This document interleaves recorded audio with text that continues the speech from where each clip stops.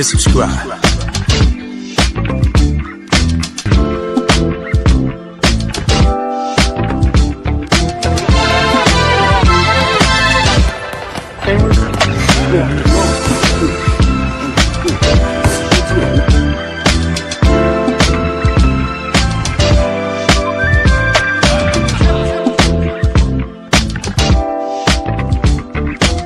Subscribe to my guy, Uncle D. Tell him Big Bad sent you. Spurling. I'm an attorney here in Houston, Texas, an advocate for black men, largely because I am a black man. I'm a black father. I have black sons. Hey, man, I do what I do.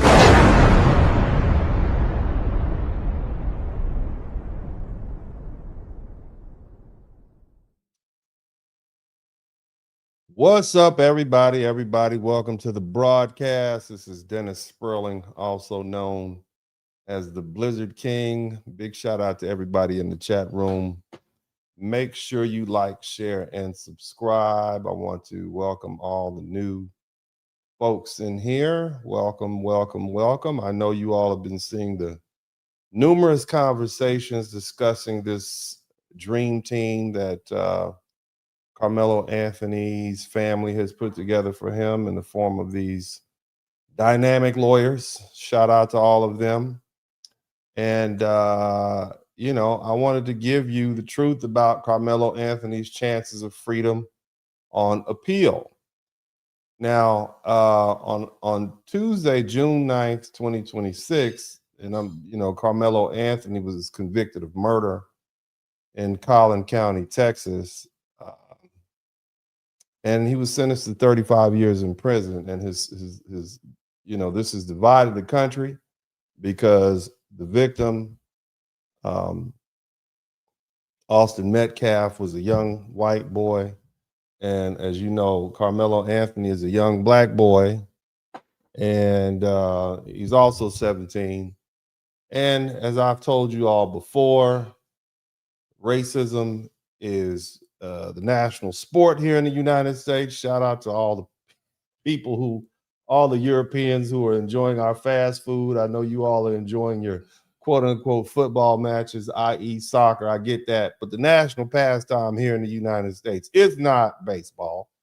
It is racism. And all groups participate in it, even if you don't have racism in your country per se. When you get to the United States, you will side up with your own team. That's pretty much how it works here. It's not going anywhere. So anytime we have a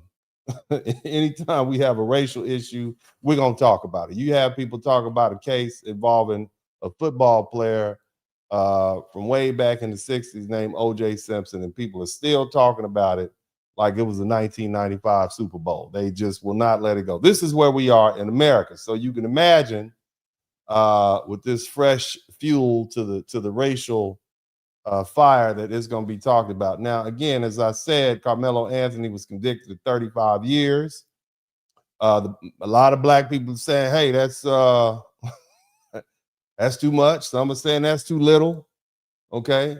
So, yes, this case isn't over, but, because they filed an appeal. His lawyers filed a notice of appeal the next day. And so, we need to be clear. The trial is over. And once the case leaves the trial court, it goes to the 5th Court of Appeals in Dallas. Okay, this is a state court of appeals, and the rules change completely. This is part a lot of people don't understand. An appeal isn't a second trial. Let's be clear about that. The appellate court isn't going to bring in new witnesses. It's not going to replay the case from scratch. It's not going to say, well, social media, didn't like the verdict, so, let's try it again. That's not how appeals work, okay? And the 5th Court of Appeals is going to review the record, and that record is going to include the clerk of court's record, the court reporter's record, the voir dire transcript, the jury charges, the objections, the rulings, the admitted evidence, exhibits, the punishment evidence, and the final judgment. That's it. They don't care what anybody on YouTube has to say. None of your Facebook posts matter, all right? The only battlefield is those things I mentioned, and that creates a serious problem for this appeal. A lot of people are making a big deal about the fact that Karmelo Anthony has a new group of lawyers. Somebody type dream team in the chat room, right? And let me be clear, I'm not taking anything away from these lawyers. I wish them the best. Some of them have some real experience and reputations, okay? But a new legal team doesn't erase the facts of this case. A new legal team doesn't make that dead body go away, the knife, the witnesses, and the confession. That's the problem, okay? And this isn't one of those cases where the state barely had evidence.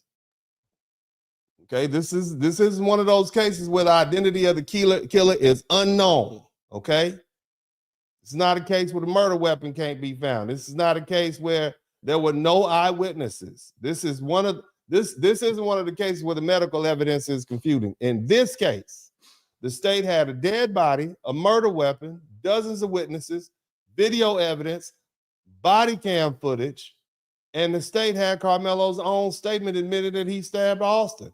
That's a mountain of evidence. And so when people say he has a dream team now, my response is simple. That's good. That's great, but this isn't a movie. Great lawyers still have to deal with the record, and the record is ugly. And the jury already heard the case once and convicted this young man of murder, and they didn't buy self-defense. They didn't compromise with manslaughter. They gave that young man 35 years, so y'all need to stop acting like new lawyers automatically mean freedom. The appellate court isn't going to say, well, Karmelo has better lawyers now, so let's just throw out that old conviction and try again. So I don't want you all to get hypnotized by this phrase dream team. A dream team still needs a legal issue strong enough to overcome a verdict. And if this case gets reversed and goes back for a new trial, the state will still be standing there with the same core facts: a dead 17-year-old child, a knife, a chest wound, a medical examiner, young witnesses who will still be alive to testify, video evidence, and Karmelo's own words. That's the cold hard truth. That is the cold hard truth. And some people are going to hear this and say, oh, you're just against Karmelo. You're a sellout. We need real lawyers. We need Johnny Cochran. Johnny wasn't a sellout. Let me stop you all right there. I was fortunate enough to meet Johnny Cochran at the atrium of the Southern University Law Center in Baton Rouge right now. The same law center right now, somebody type right now, the same law center where my photograph now hangs in that university's Hall of Fame, right there in that atrium where I met Johnny Cochran. My photograph now hangs in that hall. So I know exactly who Johnny Cochran is, and all of y'all, they know exactly who I am. Somebody type right now. You understand? I know what Johnny Cochran represented. I know I'm not taking anything away from the brother. But here's the thing. Johnny Cochran is dead. He died in 2005. He can't help Karmelo Anthony. He can't walk into the Fifth Court of Appeals. He can't file a brief. He can't argue Batson. He can't fix a bad trial transcript. He can't undo missed objections. He can't cross-examine witnesses. He can't make a dead body disappear. He can't make a murder weapon disappear. He can't make a medical examiner disappear. He can't make dozens of witnesses untestify to what they testified to. And he can't turn a weak appellate issue into a strong one just because people online are emotional. That is the hard facts. And I'm not saying that to disrespect Johnny Cochran. He's one of the greatest trial lawyers of our time. But Johnny understood facts. He understood law. He understood evidence. He understood juries, and he understood strategy. And most importantly, he understood the record. And he didn't win cases by selling a fantasy. He won cases by finding weaknesses in the state's case and attacking those weaknesses with skill, preparation, and precision. So when people say we need Johnny Cochran, what they're really saying is they want somebody to make them feel. Somebody type feel. They want somebody to make them feel like this is going to be an easy win. Somebody type feel. Somebody type feelings. This is not an easy win. And even if Johnny Cochran were alive, he would still have to deal with the same problem every lawyer has to deal with: the facts, the law, and the record. So stop using dead legends to avoid living facts. And while we're telling the truth, let's tell the whole truth. Have y'all read Johnny Cochran's book? Huh?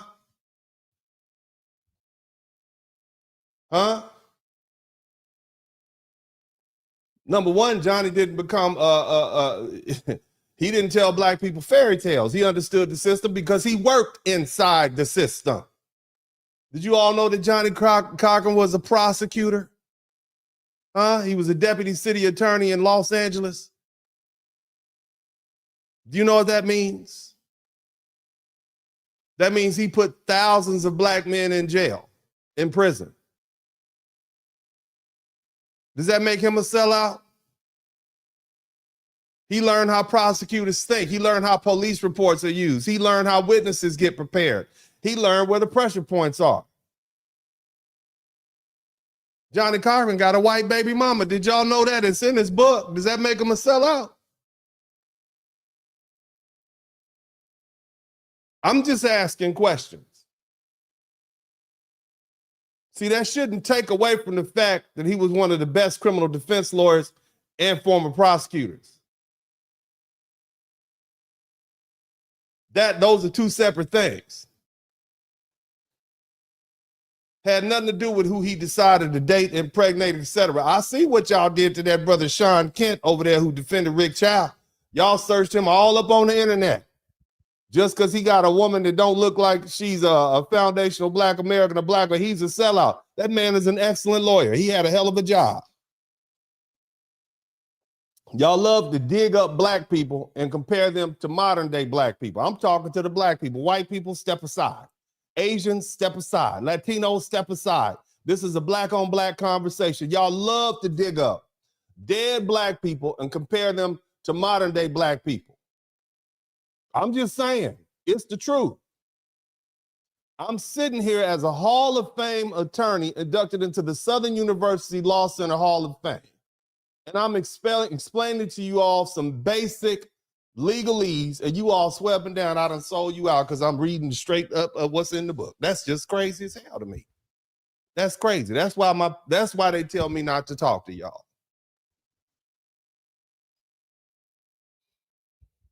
That's why my friends and my comrades and my associates tell me, Dennis, why do you even talk to the public? All they're going to do is not like you.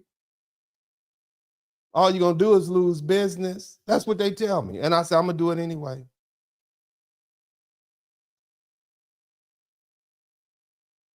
Nevertheless, that experience made a defense lawyer, that makes defense lawyers more dangerous when they deal with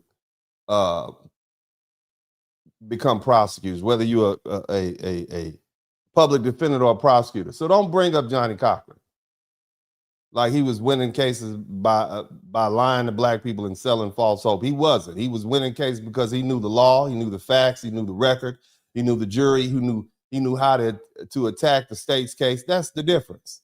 And that's exactly what I'm trying to explain to you all what's happening. I'm not telling you what you want to hear. I'm telling you what the law is. I'm telling you what the Fifth Circuit Court of Appeals is going to do. I'm telling you why legal sufficiency is hard. I'm telling you why Batson is hard. I'm telling you why the jury charge errors depends on the record. This is the truth. And since when does telling you the truth about the legal process make somebody a sellout? I'm just saying. I'm qualified to teach law school. I have an LLM, which is a legal law master's degree. That's more than most of the lawyers you ever met.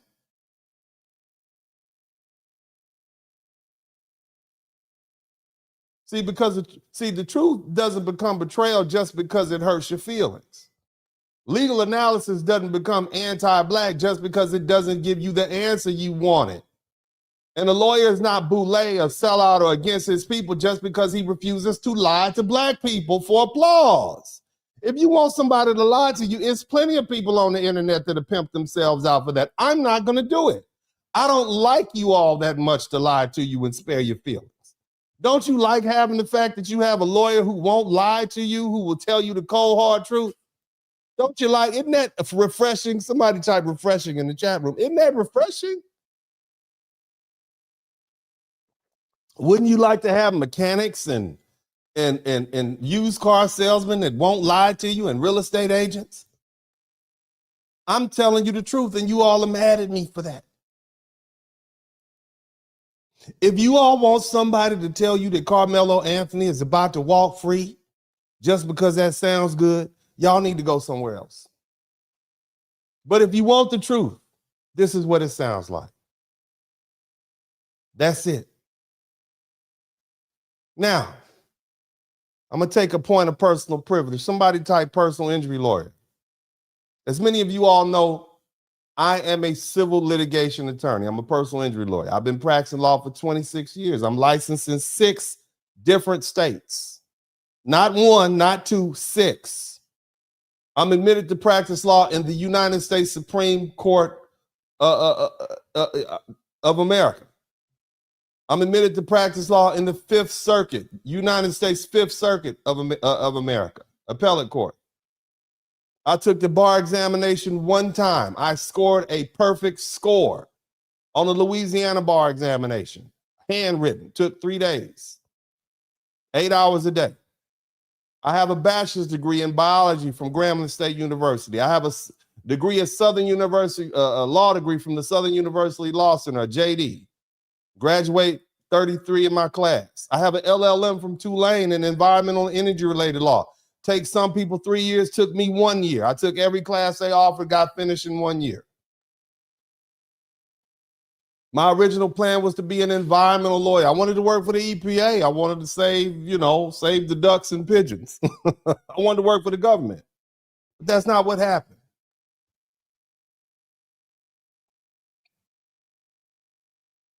I end up doing what I'm doing.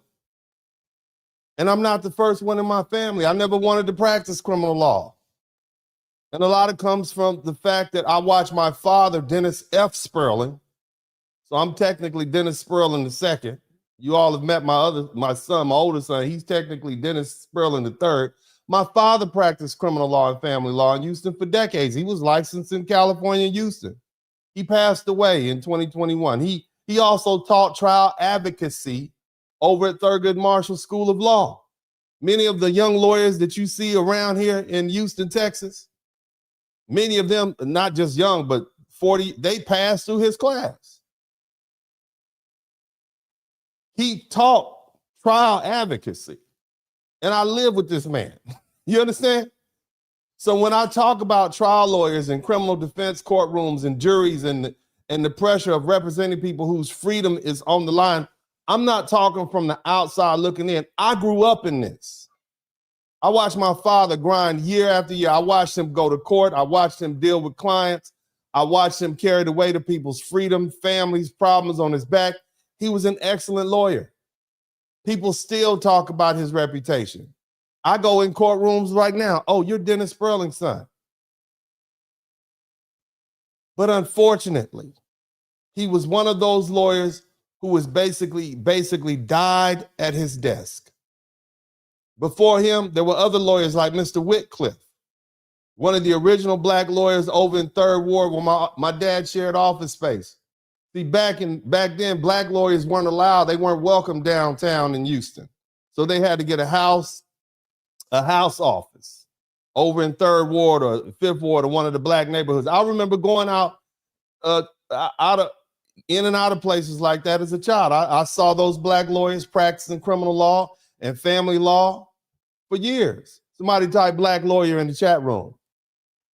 Texas Southern University has one of the best law schools in America, right here in Houston, Texas. So we have a lot of excellent black lawyers.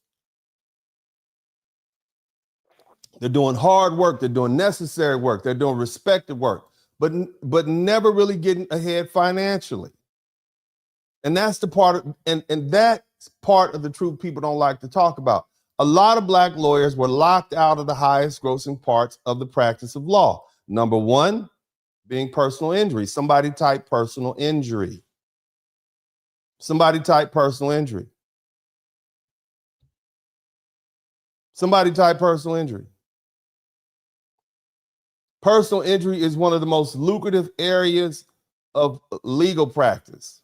And it's always been an old boy network. That's where the real money is. And black lawyers were not exactly invited into that club.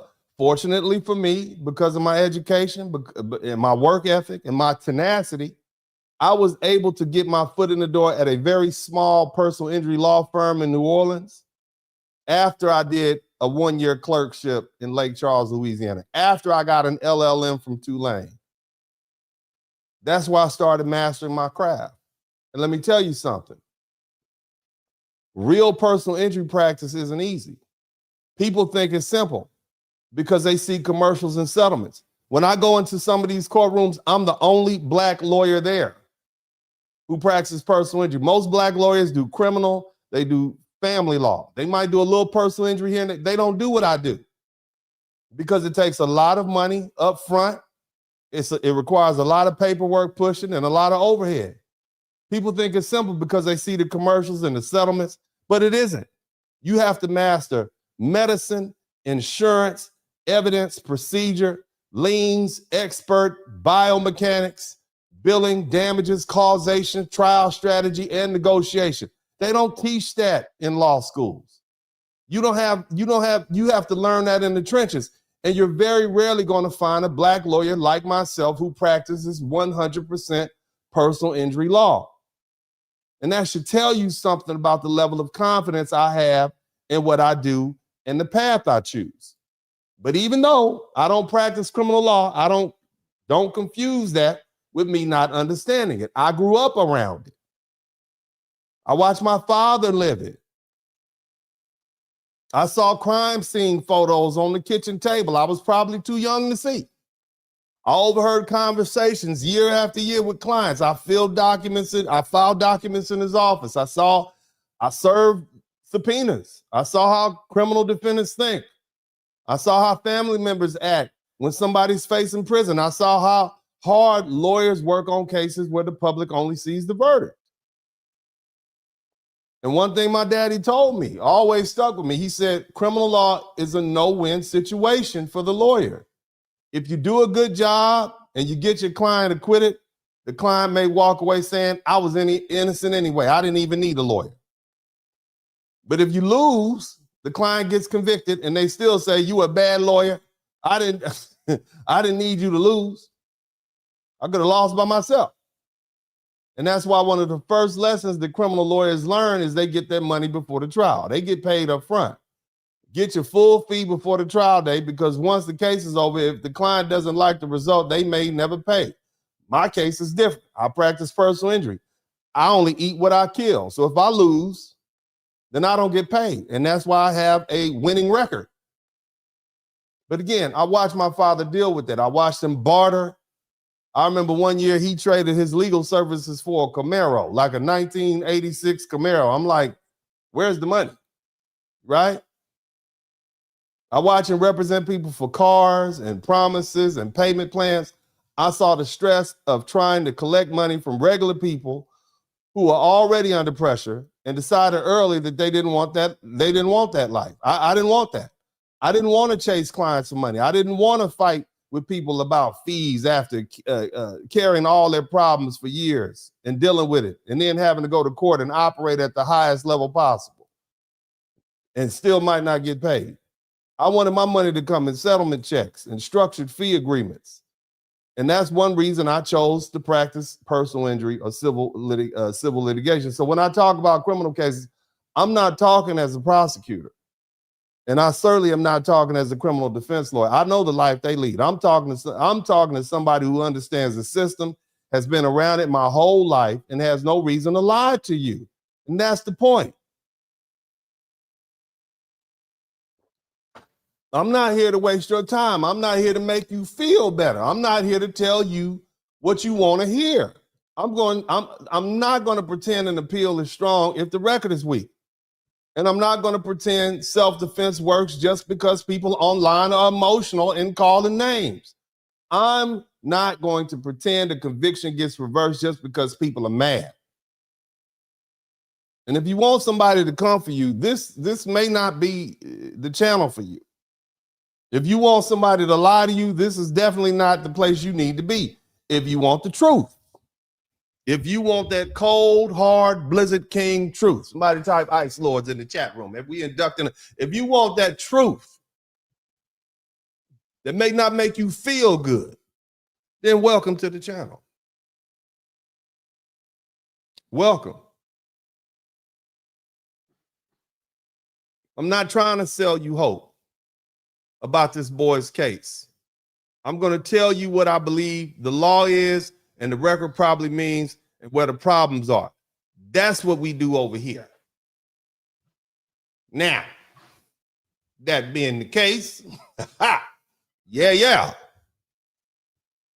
If you learn something, I should earn something. But you don't owe me nothing. Now, let's just get down to the nitty gritty, baby. I'm not going to do all the videos I normally do and do the play-by-play. This is serious business, so we're going to talk about it. So the real issue, somebody type problem. The real issue in Karmelo Anthony's appeal. First thing people need to understand about Karmelo Anthony's appeal is where the case goes and what the appellate court actually is reviewing, okay? Because this was a Collin County criminal case. I think that's north of Dallas. The direct appeal would go to the 5th Court of Appeals in Dallas. Okay, not to be confused with the federal 5th Circuit Court of Appeals in New Orleans, which covers multiple states. We're talking about the 5th Court of Appeals. I think there's like 14 now. Houston actually has 2. It has the 1st Court of Appeals and the 14th Court of Appeals because Houston is so big.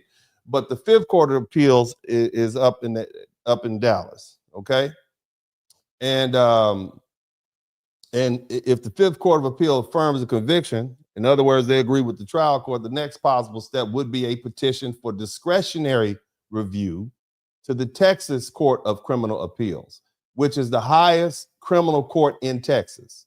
All right, a lot of states have something called the Supreme Court. We have the Texas Court of Criminal Appeals, okay? Now, and that's discretionary. They don't have to take the case, but the appeal doesn't start with a motion, okay? Or what people think should happen. It starts with the record and the standard of review. Somebody type standard of review. Somebody type standard of review. Let's be intelligent. Let's learn something. Okay, the appellate standard of review. One of them is, or the appellate standard of review depends on the issue being raised. If the issue is legal sufficiency, this is going to be boring as hell, but you're going to learn something. Legal sufficiency of the evidence. The court reviews the evidence in the light most favorable to the verdict and asks whether a rational jury could have found the essential elements of the crime beyond a reasonable doubt. I know that's a lot of words, but the most important thing you need to listen to is light most favorable. In the light most favorable. In other words, we're going to give all the discretion to what the jury said. We're going to look at it in the light. If we looking at, okay, they could have made a mistake, but you know, maybe it wasn't a mistake. So in other words, the appellate court has given the jury's finder, the finder of fact, the benefit of the doubt. Okay? That's a very hard standard for a defendant to win because the appellate court gives the jury a lot of respect on witness credibility, conflicts in the testimony. Oh, but you said this that day. Well, the jury didn't believe it. Reasonable inferences from the evidence. And the appellate court isn't going to retry the case. The appellate court isn't going to sit there and say, well, I would have believed this witness instead of that witness. That's not how this works. And the standard is brutal for a defense lawyer or an appellate defense. It's brutal.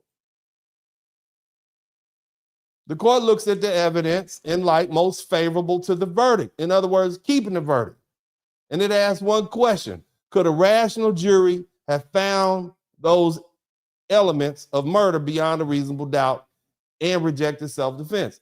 Based on the evidence that's publicly reported that went to the jury, the answer is yes. The verdict, that's what look, that doesn't mean you have to like the verdict. It doesn't mean you have to agree with the jury, but legally there's a major difference between saying, I disagree with the verdict and saying no rational jury could have reached that verdict. Those aren't the same thing. And on appeal, Karmelo Anthony's dream team doesn't win a legal sufficiency by arguing that some evidence supported self-defense.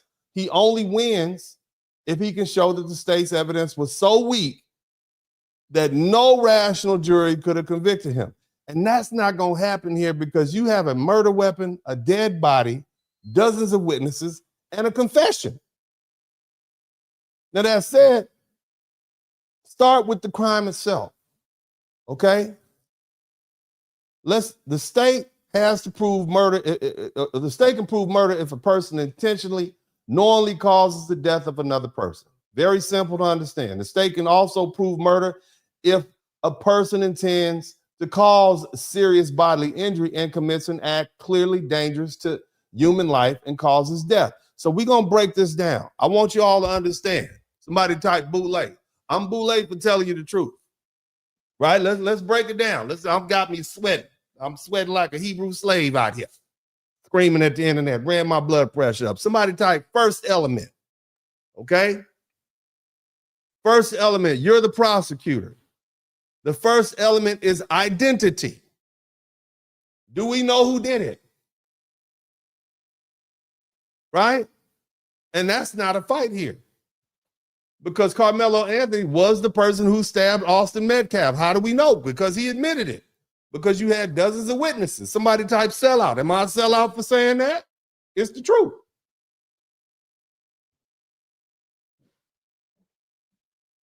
He said he put hands on me. I stabbed him. So this isn't one of the cases where the defense can't say, can say you got the wrong person. It was his twin brother. It was a lookalike. This ain't it. Somebody type bougie in the chat room. So there's no issue as to identity. It was never an issue. The issue is whether the stabbing was a murder or legally justified. We can go past that. We got this one out the way. Identity, check. We know who it was. The second element, somebody type number 2, causation. And that's also a major problem for the defense. Austin Metcalf died because he was stabbed in the chest. How do we know that? Not because they saw the wound, but because the medical testimony reportedly showed that the knife entered the left side of his chest and pierced the right ventricle of his heart. That's not some speculative cause of death. That's not a complicated causation problem. That's direct. Knife goes in the chest, knife hits heart, Austin dies.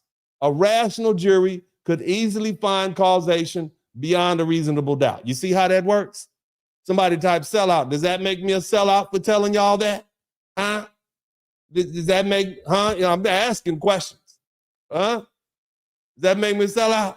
Huh? I don't think so. But if you choose to believe that, fine. Now let's talk about intent. Intent. Because this is where people online keep trying to blur the issue. Intent does not require a confession. Intent doesn't require Karmelo to say, I intended to kill him.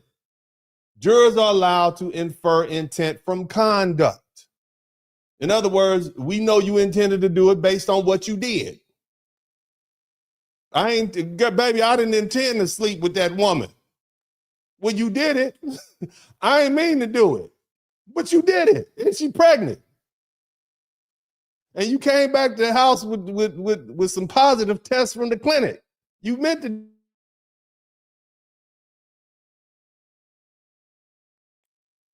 Ladies, imagine your man coming back with your boyfriend or husband coming back with a new baby, talking about he ain't mean to do it. He didn't intend to do it. Well, what did you intend to do? I mean, did you trip and fall into it, sir? I'm just saying. So intent doesn't require for him to kill him. Just like intent doesn't, you didn't intend to have sex with this, get this woman pregnant, but you intended to do something. And that's enough. Is that easy to understand? Is that easy? Do y'all get that? And see, so the jurors are allowed to infer intent from conduct. And when someone pulls a knife and drives it into another person's chest, a rational jury can infer intent. The chest is a vital part of the body. The heart is in the chest. You don't need a law degree to understand that stabbing someone in the chest can kill them.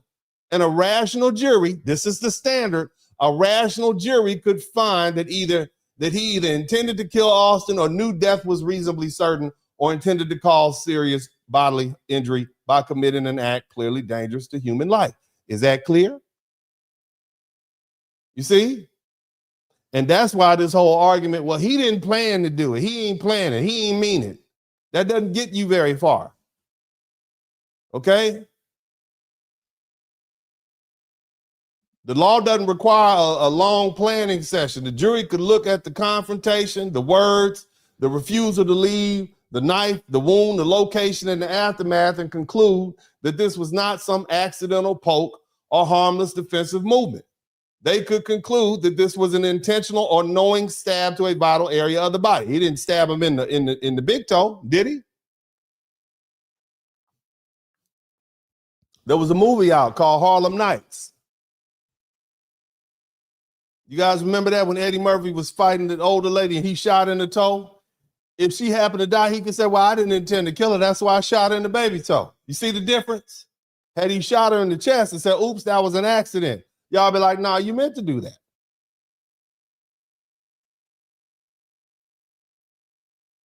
And see, here's another thing. The state also has his own words to work with. Witnesses reportedly testified that Anthony said things like, touch me and see what happens, or touch me and you'll find out.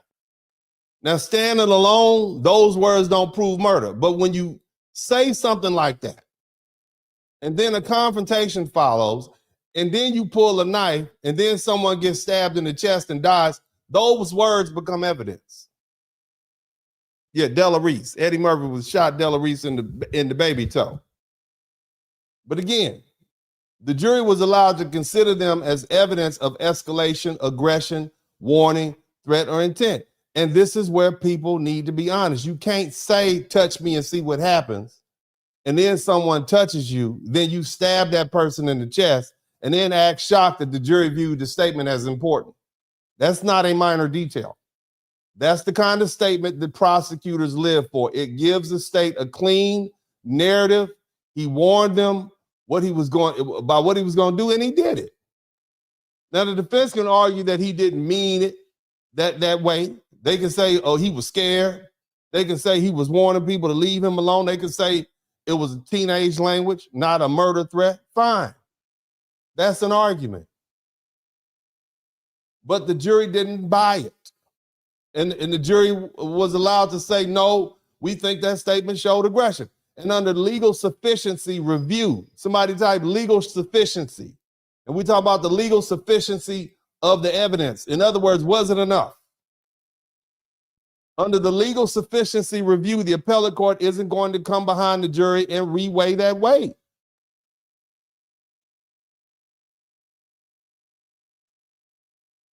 Does that make me a sellout for telling y'all that? Huh? Am I boule? Y'all always talk about, oh, well, you bring up Johnny Cochran was a member of Kappa Alpha Psi. Proud Kappa man. Does that make him boule? That's your hero. Thurgood Marshall was a member of Alpha Phi Alpha Fraternity Incorporated, like I am. But he's the reason you can drive down the street in white neighborhoods after dark and go to them white people. Thurgood Marshall's the reason you can date that white woman that you got right now, all you blackity black. Somebody type blackity black in the chat room. Somebody type blackity black. All you blackity blacks with white girlfriends curled up right now calling me a boule sellout. I can't stand y'all with your hypocrisy. Now let's talk about this self-defense because this is where the internet loses. Y'all losing your mind. Look, self-defense is not some kind of magic dust, okay? You don't say, he touched me first, and that automatically gives you the right to kill somebody. That's not the law. Deadly force requires more than being disrespected. It requires more than being told to leave a tent. It requires more than being touched. It requires more than being shoved. It requires more than feeling embarrassed or cornered. The question is whether Karmelo reasonably believed deadly force was immediately necessary to protect himself from Austin's use or attempted use of unlawful deadly force. Remember the standard. Because see, the real question is not whether Austin touched him, not whether Austin was bigger, not whether there was an argument, not whether Karmelo felt disrespected. The question is whether deadly force was immediately necessary. And if the jury believed Austin was unarmed, which they did, and wasn't trying to kill him, which they did, wasn't trying to cause him seriously injury, which they did. Shout out to Yardley. BK, thank you for being the first person to contribute to the super chat. Again, if the jury believed that Austin wasn't trying to seriously injure Karmelo, wasn't using deadly force, and wasn't committing one of the serious violent crimes that justified deadly force, then the jury had every legal right to reject the self-defense claim. You see how that works? The jury makes that determination. That's why I'm not speculating on things. I'm saying this is what the jury heard. This is what we're going to talk about. And see, that's what people don't want to deal with. When it comes to self-defense, even if Austin, quote unquote, put hands on Karmelo, that doesn't automatically justify a knife to the chest.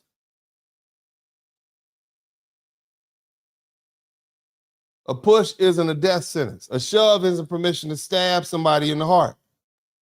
A confrontation at a track meet doesn't automatically become a deadly force situation because somebody got touched.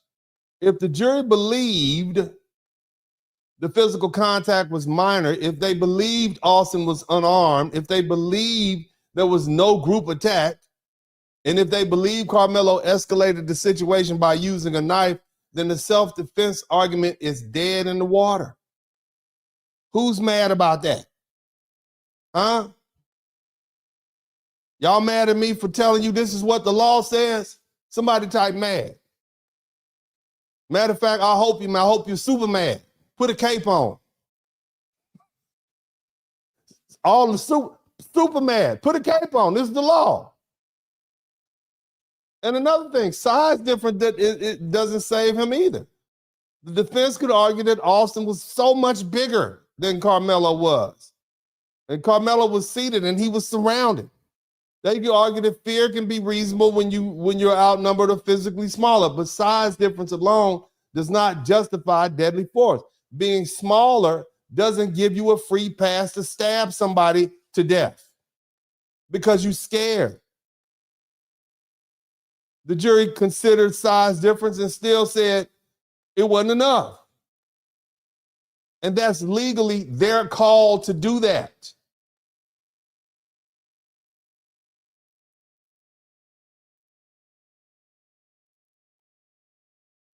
Now, the evidence also showed that Karmelo was under another school's tent. And he was asked to leave repeatedly. That gave the state a strong narrative. Again, being in the wrong tent doesn't make somebody guilty of murder, but it helps the state frame the confrontation. The state can say he was there, he wasn't supposed to be there, he was asked to leave, he refused, he escalated verbally, and when the confrontation turned physical, he used a knife. That's a simple story for the jury to understand. It should be simple for y'all to understand. And see, and what about the stabbing itself? This wasn't a punch.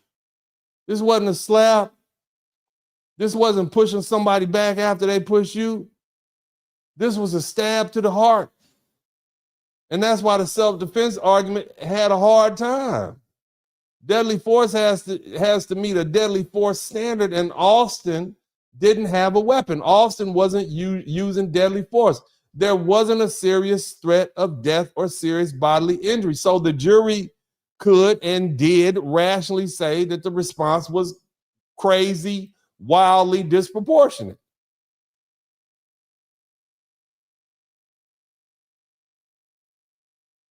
Look, man, just because somebody put your hands on you and you told them not to, that doesn't end the case. That's not a legal shield. And the jury can believe the part where he admitted the stabbing and rejected the part where he claims justification. A defendant doesn't get to define the case just by saying, I was defending myself. Shout out to Packanaut. You understand that? I defending myself is not a free get out of jail card. The jury gets to decide whether that explanation is reasonable. And here the jury rejected it. Y'all need to stop, and also stop acting like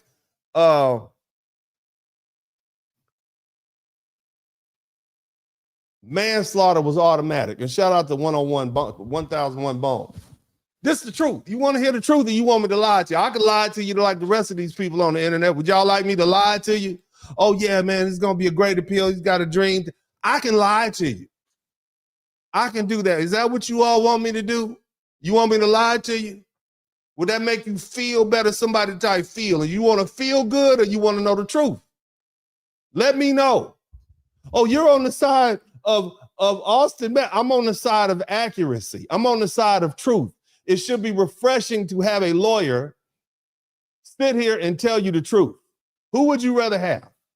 A lawyer that takes your money and lies to you and tell you what the outcome is going to be, and then you realize, damn, that dude just took our money, and you still end up going to jail. Is that what you want? There's plenty of lawyers out there that do that. I'm not one of them.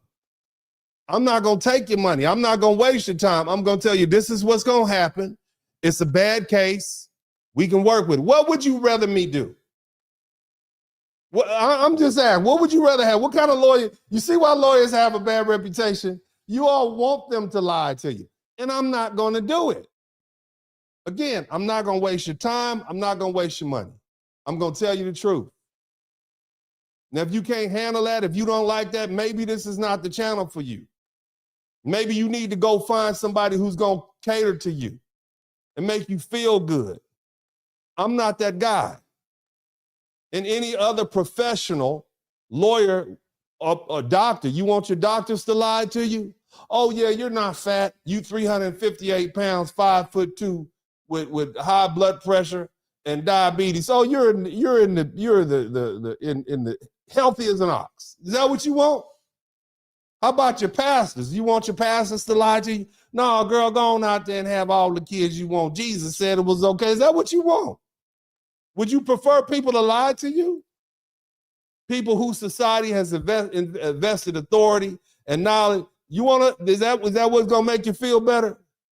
Because apparently lying to you, don't call the lawyers who are lying to you and making you feel good. You're not calling them sellouts and boulets. No. But the one who's telling you the truth, telling you to act accordingly. Oh, he's boulet. He's for the other side. I want y'all to process that. Y'all think about that. But again, let's get back to this manslaughter. Manslaughter in Texas is reckless killing. But if the jury believed Karmelo intentionally or knowingly stabbed Austin in the chest, they didn't have to compromise on manslaughter. Pulling a knife and using it on someone's chest can be viewed as an intentional or knowing conduct. And a rational jury could say this wasn't merely reckless. He meant to use that knife. He used it in a way that was clearly dangerous to human life. He didn't stab him in the shin. He didn't stab him in the baby toe. He stabbed him in the chest. What does that tell you? Anybody with common sense?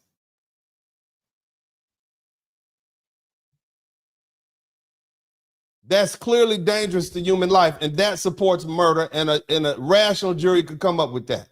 And look, and a sudden passion doesn't magically erase murder either. Sometimes people get convicted manslaughter because they come in the house, she saw her boyfriend cheating with her neighbor, and she shot and killed both of them. She got manslaughter. That's a sudden passion, a sudden hot flash of blood. You can't control yourself, right? And sudden passion may affect punishment in the right case, but it doesn't make the killing lawful. If the jury believed Karmelo escalated the confrontation, threatened Austin, refused to leave, and used deadly force when deadly force wasn't necessary, then the jury could reject any attempt to soften the case emotionally. And that's what they did. Anger, fear, embarrassment, and teenage stupidity don't automatically reduce the case from murder. So when an appellate lawyer looked at this legal sufficiency of the verdict, then they got some serious problems. And this is why this is important. Because if the evidence is legally insufficient and a rational jury couldn't come to that verdict, then the verdict is overturned. The boy gets sent home. That's what happened in the Bill Cosby case.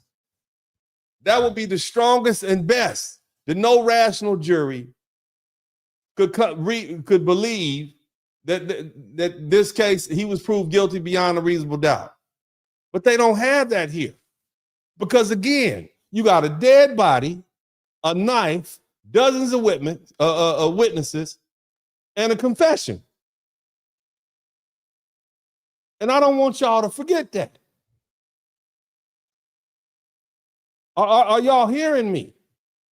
You got a dead body, a murder weapon, dozens of eyewitnesses, and a confession.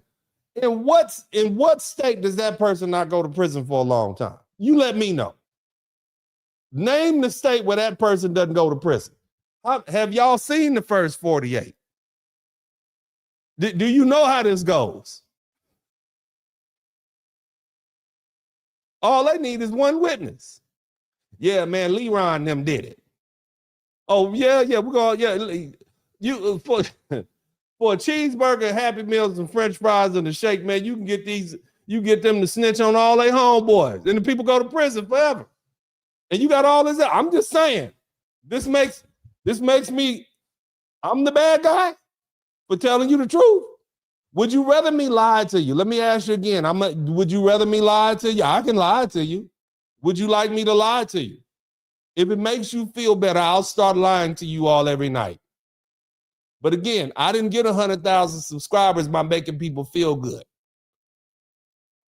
I got 100,000 subscribers with no viral videos, just sitting here in this little blue sport coat and that wall behind me. That's it. No special guests, no entertainers. I don't even think I have a video over 70,000 viewers. You understand? Huh? I don't talk about relationships, nothing sexy over here. Nothing at all. Hell, I've been on a constant YouTube shadow ban for 6 years. Shout out to Hennessy Bastion. You understand what I'm saying? Some people say, well, you got some viral video. No, I don't. Not on this channel. Maybe some other people might have some viral videos on their channel, like Willie D, but I don't have them here. Not me. But again, let's move on. Somebody type move on in the chat room. Let's move on. So the evidence was sufficient. So we can agree, and I'm going to tell you now, we can agree that this appeal is not going to be turned over because the evidence was insufficient. It's too much of it. It's too much. Now here, let's talk about this. Ineffective assistance of counsel. Somebody type bad lawyer in the chat room. Somebody type bad lawyer. He had a bad lawyer. That's how common folks say. Somebody type bad lawyer. Bad lawyer. Let's talk about ineffective assistance of counsel because this is where a lot of people online are about to get their feelings hurt. I'm going to hurt all of your little funky feelings. Come on in. Come on, all my couch lawyers, all my, come on in. Y'all read one case 15 years ago. You think you know everything about the practice law. Come on in. Come on in. Somebody type bad lawyer. Bad lawyer. Ineffective assistance of counsel. People keep saying Karmelo Anthony lawyer was ineffective. Shout out to roll of tape. That's what you're saying. They said he should have testified. He should have put Karmelo up there to testify. You put this 19-year-old up there to testify. They say the lawyers didn't object enough. Woo-wee. They say the lawyers didn't fight hard enough. What were they gonna do? How hard were they gonna? How much hard fighting did they have to do? What was gonna hide that body? Somebody type bad lawyer. A body, a dead body, a knife, dozens of witnesses, and a confession. Somebody type bad lawyer. He just went to jail because he had a bad lawyer. That's what y'all think? They say the lawyers got outworked. Mm-hmm. They said the lawyers sold him out. Ineffective assistance of counsel. It's one of the hardest claims to win. Do you not know that if ineffective assistance of counsel was easy to win, it would be part of the legal strategy? Do you not realize that that's what would happen? Lawyers all, well, if we look like we're gonna lose, what I'll do is I'll just come to the courthouse drunk and then just sleep through the opening and the closing and the cross-examinations. You realize that? But anyway, it's one of the hardest claims to win, and it comes from a case called Strickland v. Washington. And under this case, the Supreme Court, the defendant has to prove two things. Somebody type two things.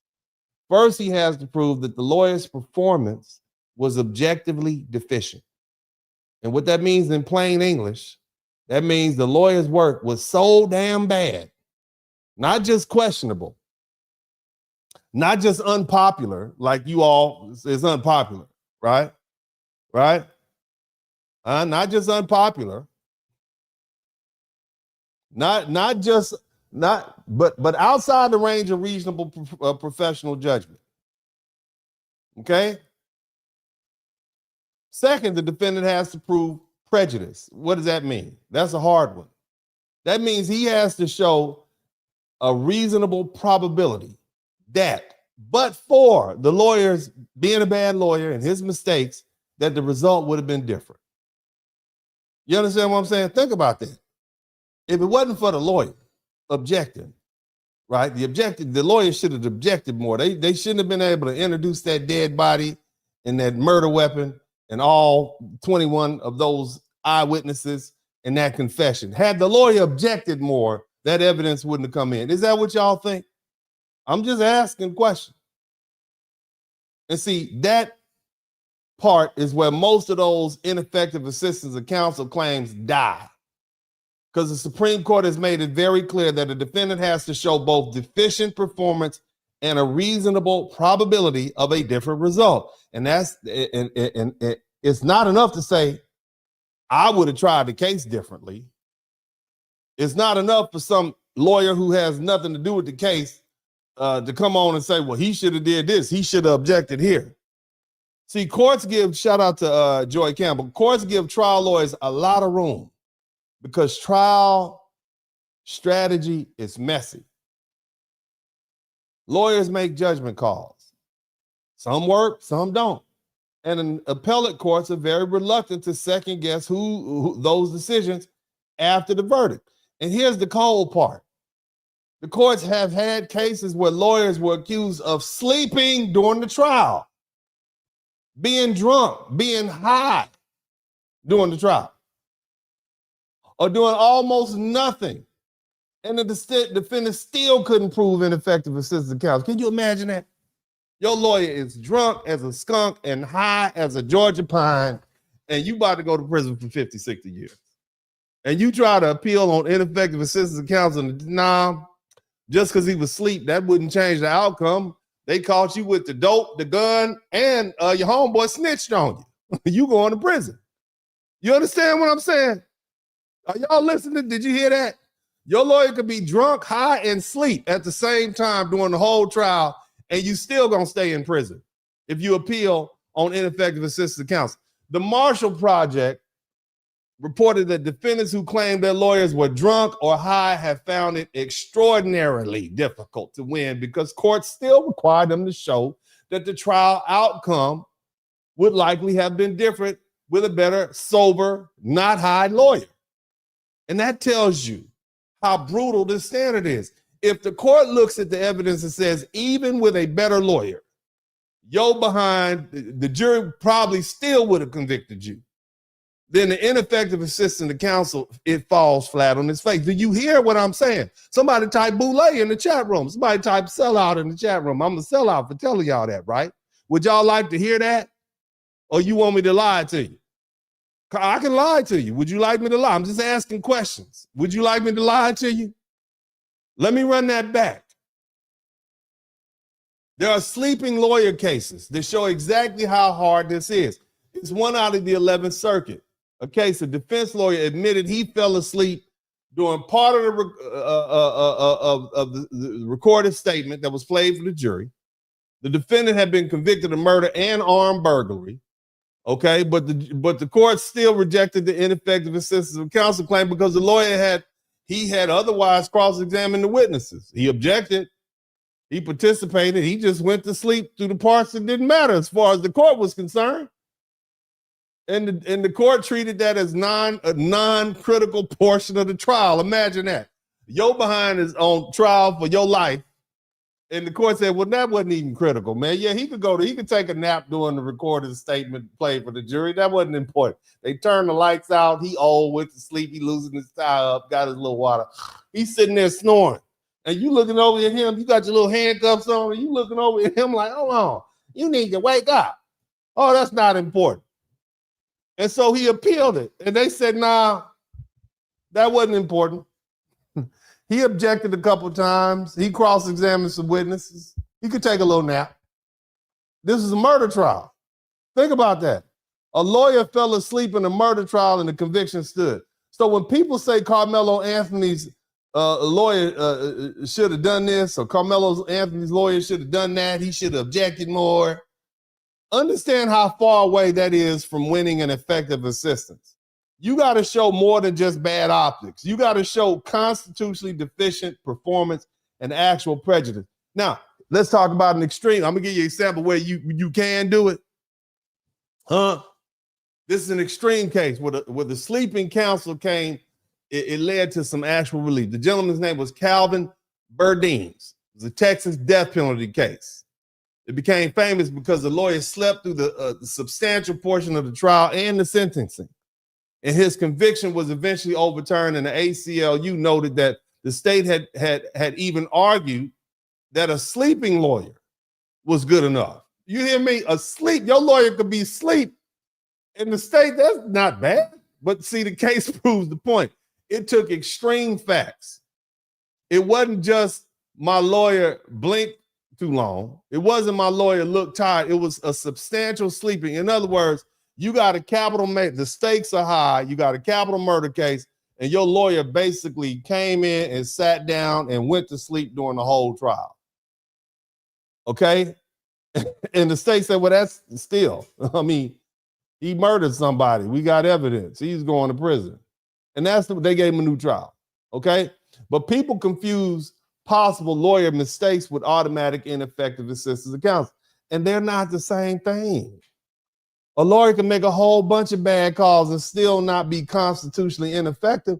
A lawyer can choose not to call the defendant and still not be ineffective. A lawyer can fail to object to some things and still not be effective.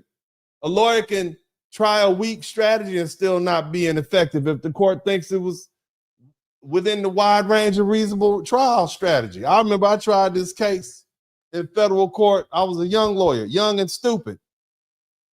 Depending on the court you in, it depends. The rules can be a little bit different. Everybody has a different vibe, and you kind of pick up on the case. I was objecting too much. And so my co-counsel said, you objected too much. And I'm like, what you mean? He shouldn't be asking those questions. That's his witness. Those are leading questions. And he said, you can't say that because you object so much, then the jury doesn't like you. You wasting their goddamn time. They don't want to be there. You had to consider that, huh? That's because you lay people wouldn't. You non-lawyers wouldn't consider that. You objected too much. And now the jury's mad because we still got 4 or 5 more witnesses and they got to be here for the next couple of days and you keep objecting every damn time. They don't like it. You object. You tell why. The other person tell why. The opposing counsel explains why. your objection should be overruled and the judge rules, and then they get back to the questioning. That takes a long time. So again, that's the truth. There may be a strategy behind not calling Karmelo Anthony to the stand. I don't know what it is. I can imagine. Hindsight is 2020. But there's a wide range of reasonable trial strategy. And see, that's especially true on a direct appeal. Ineffective assistance is usually hard to win on direct appeal because the appellate court often doesn't explain why the lawyer did what he did. Maybe the lawyer didn't put Karmelo on the stand because there were some prior inconsistent statements that he had made.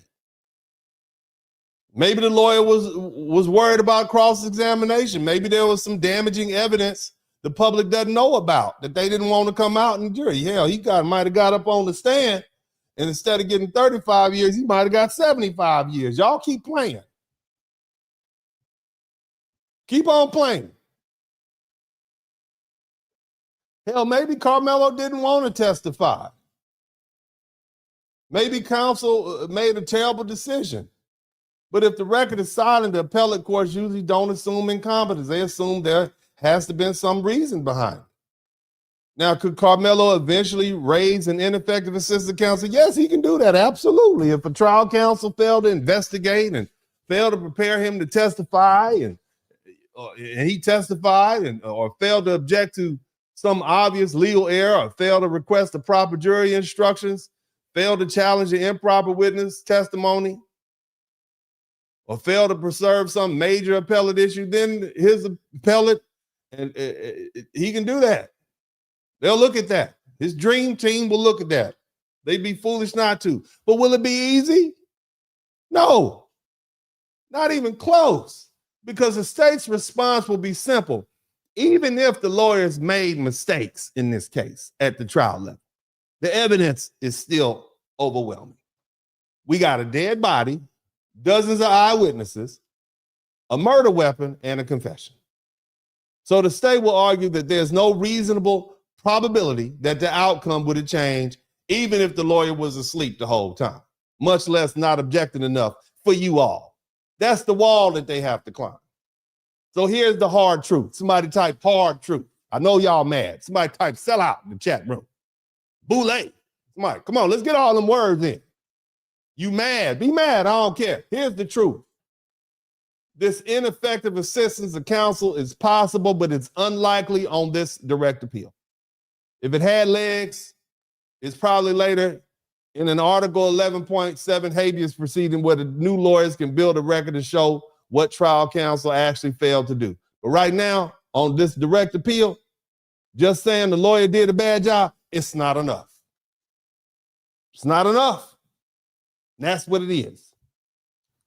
Let me know when you're mad.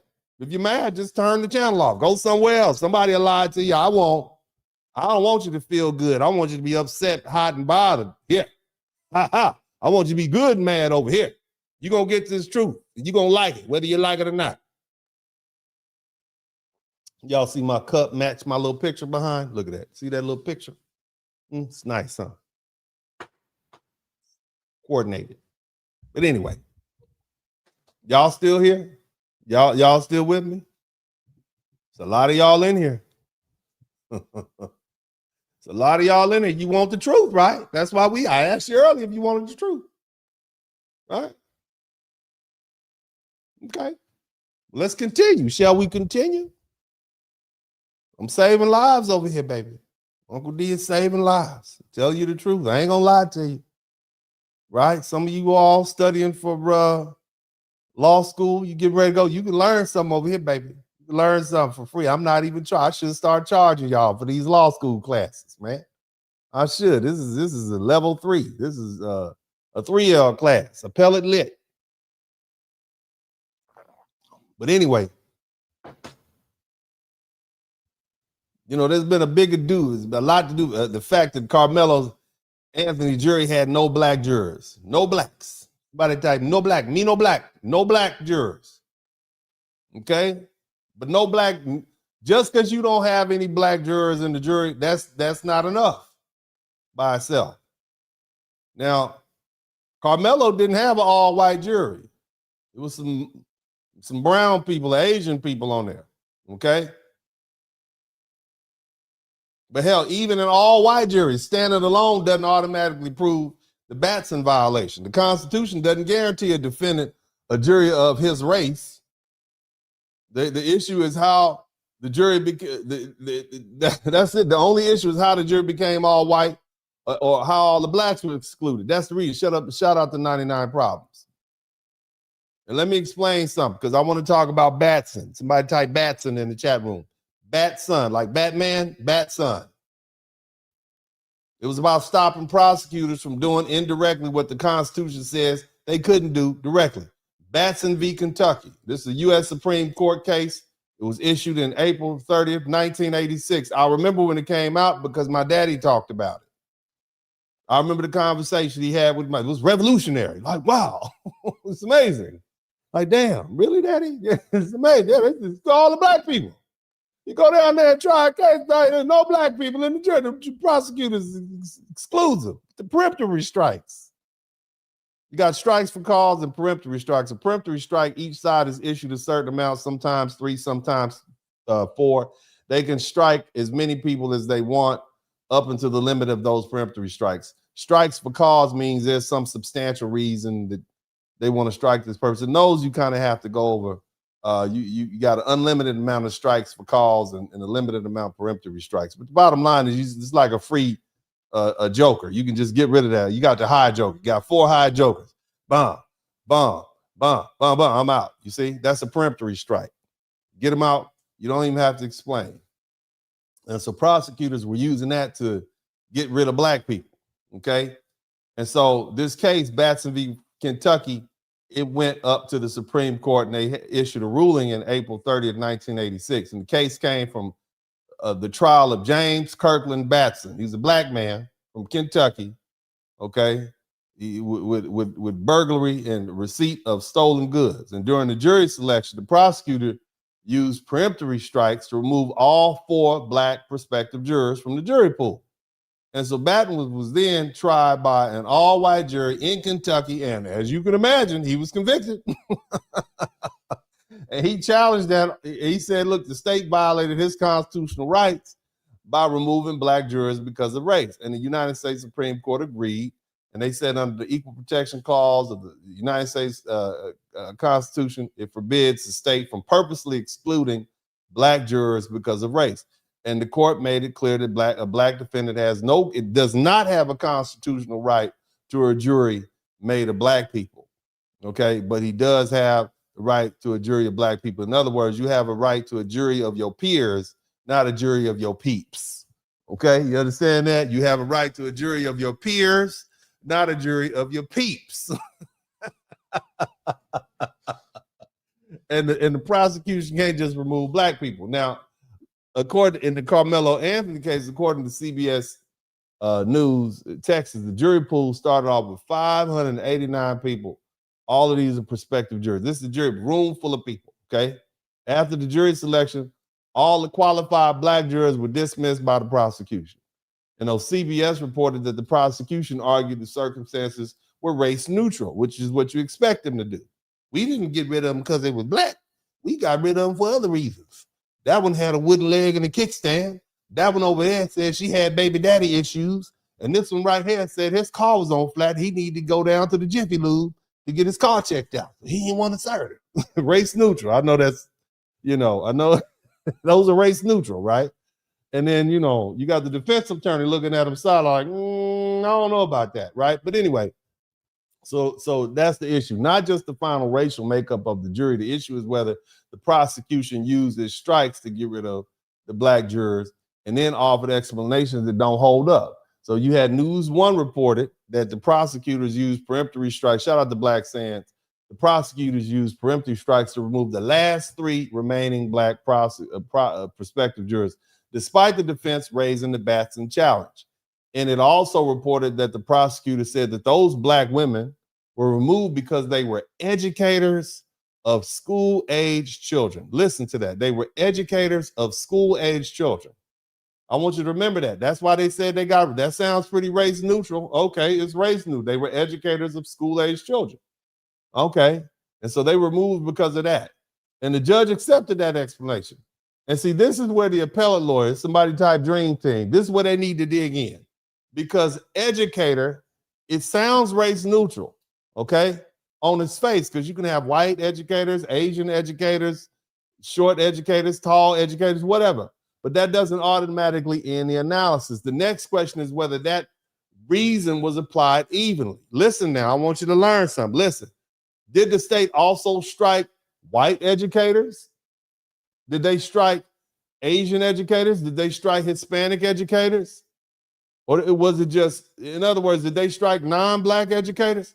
Did the state leave white teachers or white parents or of school-age children on the panel? Shout out to Terrell Stips. Were the black jurors questioned differently? Were their answers actually problematic, or did they state, or did the state just need a reason after the fact? Now, one thing you'll notice, typically we as lawyers, we pick on the jurors we don't want. We'll ask it. If you don't want them, we don't want that one. We're going to ask them a bunch of questions and hoping they say something that we can get them out of here on. You see? So just keep that in mind. So if you're ever doing a voir dire and you see the lawyer picking on a particular person, they probably don't want that one. Now, in some cases, they'll use them to kind of fish answers out of the other jurors. They'll get this one talking, and then the jury will start talking amongst themselves. And then we can learn from that because you got a limited time, okay? And it's better to get them to speak freely to each other so you can hear what their responses. And you over there writing down, I'm gonna get that. You gotta go. Engineer, they gotta get out of here, okay? So where the answers actually, so that's how you attack Batson ruling, okay? You don't just yell racism and expect a conviction to fall. You compare jurors. You look at the strikes. You look at the prosecutor's questions. You look at the answers.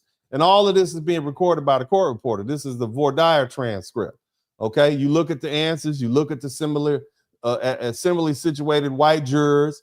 Why weren't they struck, right? You look at whether the state's explanation makes sense or whether the clean sounding excuse covering a dirty result. See, if the record shows that the state struck black jurors for reasons that also could have applied to the white jurors that were sitting right in there with them, right, who were allowed to serve, then that's a problem, somebody type of problem. If the record shows that the state's reasons were vague or inconsistent or unsupported, that's a problem. Somebody type problem in the chat room. If the record shows that the trial judge just accepted the state's explanation without serious analysis, that's a problem too. Well, whatever. I got a golf appointment later on. I'm out of here. We got to get this over with. Okay, you understand? But see, Batson is hard to win on appeal. It's available, but it's still hard to win. See, the trial judge gets deference because the judge was sitting there. He was watching. He saw the jurors. He heard the tone of their voice, right? The judge watched the lawyers. The appellate courts usually don't like second guessing those credibility calls. So Anthony's dream team of lawyers, can't win this issue just by saying there was no black jurors. They need to show that the prosecution's race neutral reasons were just pretextuals. In other words, that means they were fake. That means that means not the real reason. And if the state's reason was that the black jurors were educators of school-age children, and then the appellate team needs to hit that reason real hard because, see, this case happened at a school track meet. Shout out to Yvonette. It happened at a track meet, school track meet, but the victim and the defendant were high school students, so the state might argue that the educators with school-age children could be emotionally connected to the school setting, student safety, or youth violence. And that's important. That's facially neutral, right? You wouldn't want a bunch of people thinking about, well, what if that was my kid? Okay, what if that was my child, right? What if they could be sympathetic? And they've already done jury polls in the community to see how people feel. You don't think they figured out how people felt already? They did. Okay? So on his face, it's racially neutral. We see that. But see, here's the thing. right? And the defense response is obvious. If the reason is real, show us that you struck everybody who fit that category. Did you strike the white women who were educators with school-age children? Did you do that?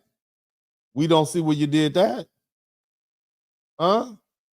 Don't just strike the black women when and then suddenly discover a concern about educators.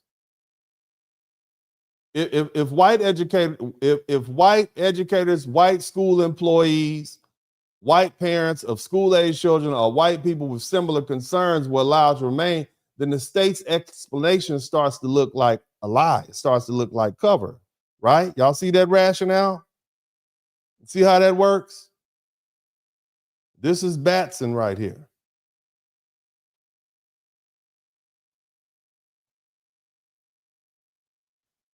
You see, the prosecutor can say race-neutral words, but can those words survive comparison?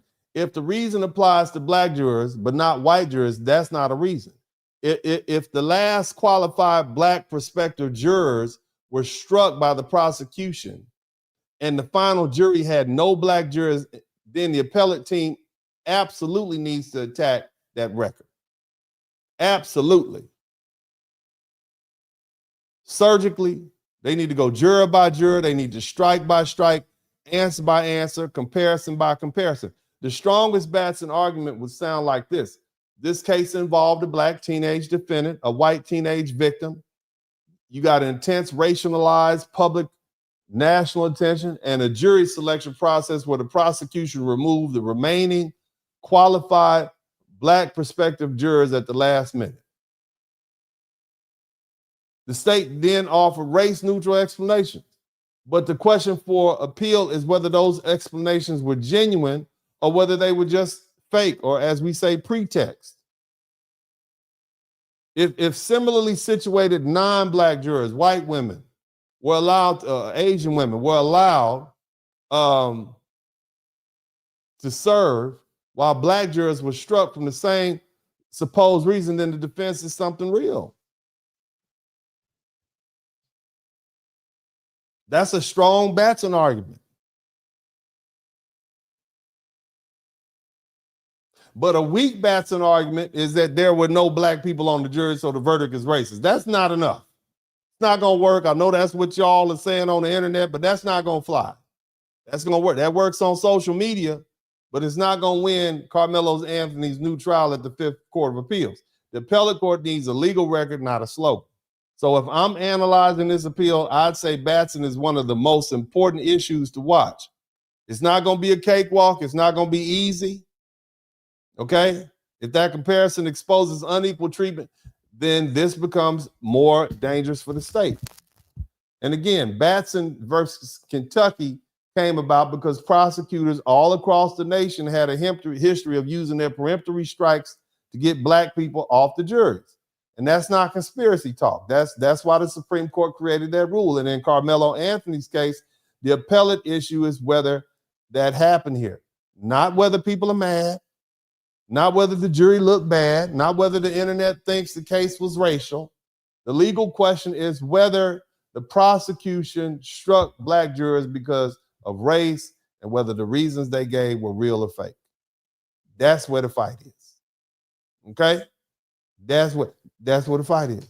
All right? Are y'all mad?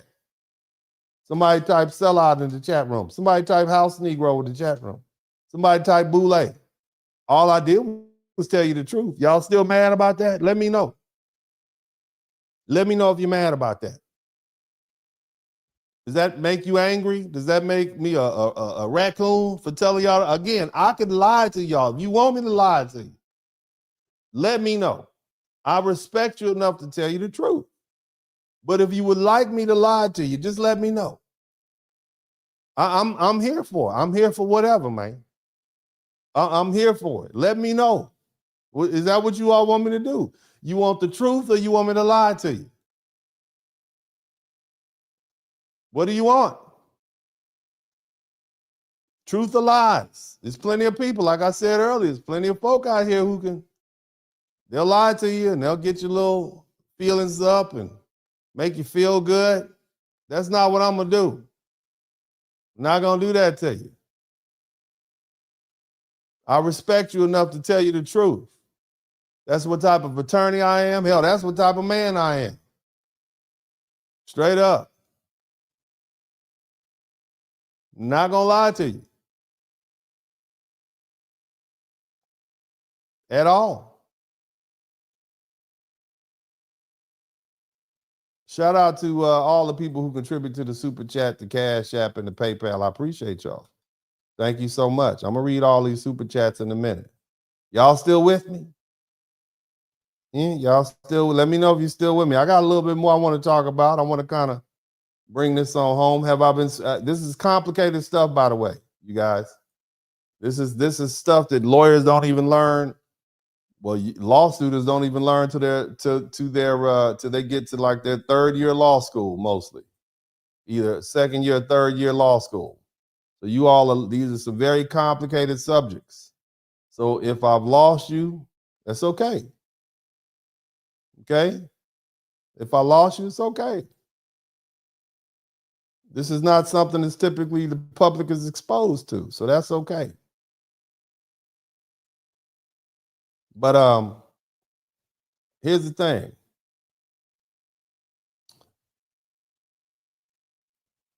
You know, Karmelo, he has issues. His appellate court lawyers can raise. They can talk about Batson. They can talk about a jury charge. They can talk about legal sufficiency. They can talk about improper witness opinions. They can talk about the judge possibly rushing the jury. There was some internet rumor that he told the jury, if y'all don't hurry up and come up with a verdict, I'm going to put all y'all in a hotel. They can talk about prosecutorial misconduct. They can talk about ineffective assistance of counsel. They can talk about punishment, mitigation. But people need to understand something. Having an appellate issues is not the same thing as having a winning appellate issue. You understand the difference? Having an appellate issue that gives you a good faith based grounds to appeal does not mean that is a winning appellate issue. Okay? Does that make sense? There's a difference. That's the hard truth. Every one of these issues is difficult. Legal sufficiency is hard because the appellate court views the evidence in the light most favorable to the verdict. In other words, judicial economy says we want to keep this verdict intact. Y'all went through all this trouble to get a trial and get a jury, and you got it, and we don't want to disturb it. So we're going to look at this verdict in the light most favorable to the jury. That means the court gives the jury every reasonable inference that supports the conviction. Karmelo admitted to stabbing Austin Metcalf. Does that make me a sellout for saying that? The wound was in his chest. The knife hit his heart. Does that make me a boule for saying that? It's the truth, right? The jury heard that evidence. They heard that Austin was unarmed. Does that make me a raccoon for saying that? That's the truth. Y'all don't want me, you want me to lie? Y'all want me to say that it was Austin's knife. I know, that's what you want me to say. It was Austin's knife, and Karmelo disarmed him and took his knife. And but for that, Austin would have stabbed it. That's what, I can lie. I can make up some tall tales if you want me to. Some aliens came from outer space and pushed Karmelo into him and took over his brain. I can lie. If that makes you feel better, I can tell you all the lies you want to hear. Is that what you want to hear? That's like the lawyer said, oh man, you got a great case. We're going to get you off. All you need to do is just give us $100,000 down payment and we'll help you beat this shoplifting charge. Is that what you want? I'm just asking questions. I'm just asking questions. Huh? Is that what you want? I can lie to you. I'll make you feel good. You want me to feel good? I'll make you feel good. It won't be the truth. And you'll be very disappointed when the truth comes out. At least now you can get prepared.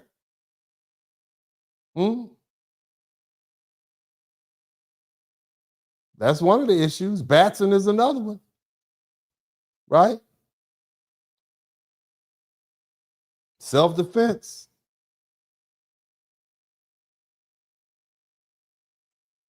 I mean, what are you gonna do?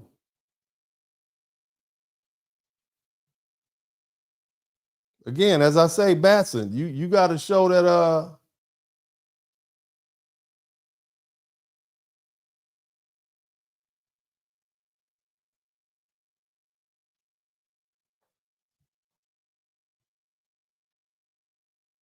you got to show that it's not just enough to say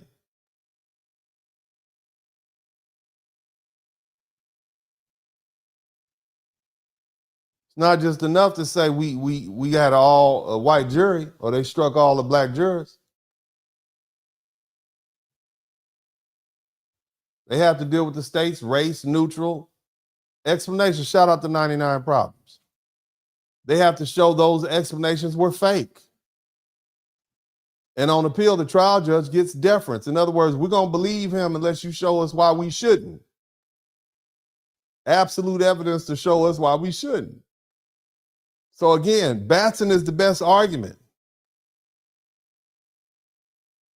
And it sounds powerful to the public, but it's a record-heavy, fact-specific fight. That evidence might not be in there.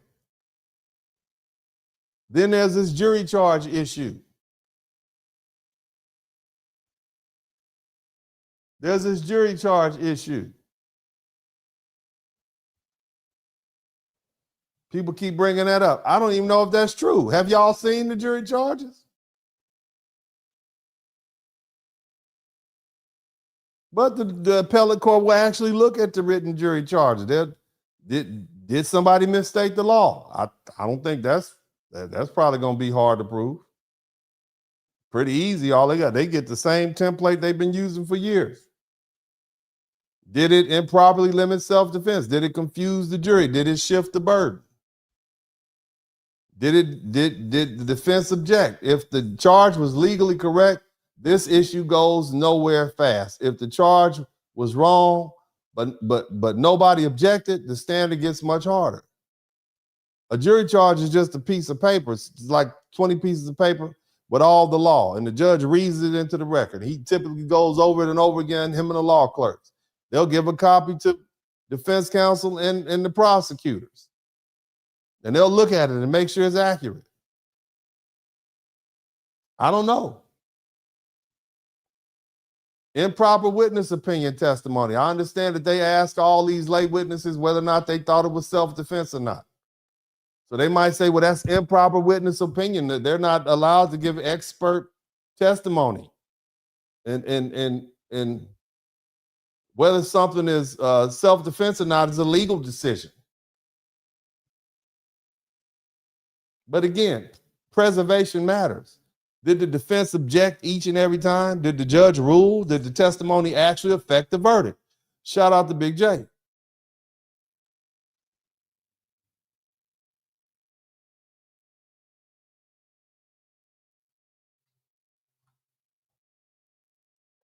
Again,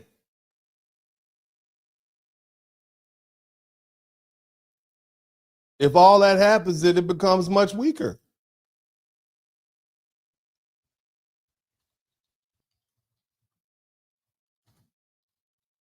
On appeal. Judicial coercion. That's another issue people keep raising up. If the judge pressured the jury to hurry up, because remember, this trial lasted 4 days. That was quick. I think they deliberated for about 4 hours. And there's some rumor that the judge told them, well, yeah, if y'all don't hurry up and come up with this ruling, you're going to stay in the hotel tonight. And in that regard, did the judge pressure the jury to hurry up? That could matter, but the exact words matter. A judge can talk about scheduling. A judge can discuss logistics. A judge can tell jurors what happens next. And that's called sequestering, by the way. A judge can tell jurors what happens next. A judge can can't do it. He can't pressure them to hurry up and reach a verdict. Not like that. So unless the record shows real coercion, not just discomfort or inconvenience, this issue is not going to go far either. And what about prosecutorial misconduct? I don't know. That's what you're saying. They may not, people may not like the prosecutor's tone. They may not like arguments. They may think the state was unfair, but that doesn't automatically equal reversal for misconduct or reversible misconduct. The defense actually has to object, ask for an instruction, and sometimes move for mistrial. If they didn't, the issue gets waived more likely than not. And even if there was misconduct, the appellate court still asks whether that even would affect the trial. Because you got a dead body, a murder weapon, dozens of eyewitnesses, and a confession. So did that really affect the trial? Did that affect the evidence? That's what they're saying. Ineffective assistance of counsel, I talked about that. It may be an issue people yell about most. I heard y'all on the internet. You don't win ineffective assistance of counsel by saying the lawyer looked bad on the internet. You have to prove deficient performance and prejudice. You have to show the lawyer's work fell below constitutional standards, and the outcome probably would have been different. That's a brutal standard. Brutal standard. And because the trial record usually doesn't explain why lawyers made certain decisions, ineffective assistance of counsel often fits better in a habeas corpus non-direct appeal. Look, even the punishment is also hard. 35 years sounds like a lot, but murder carries a wide punishment range in Texas.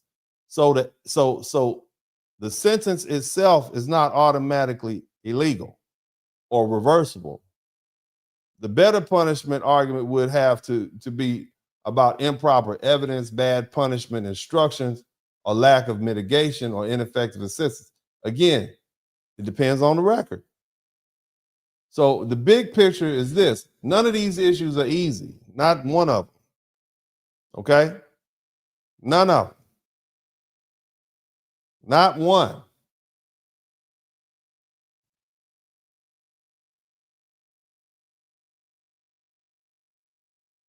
It's going to be hard. It's going to be very hard.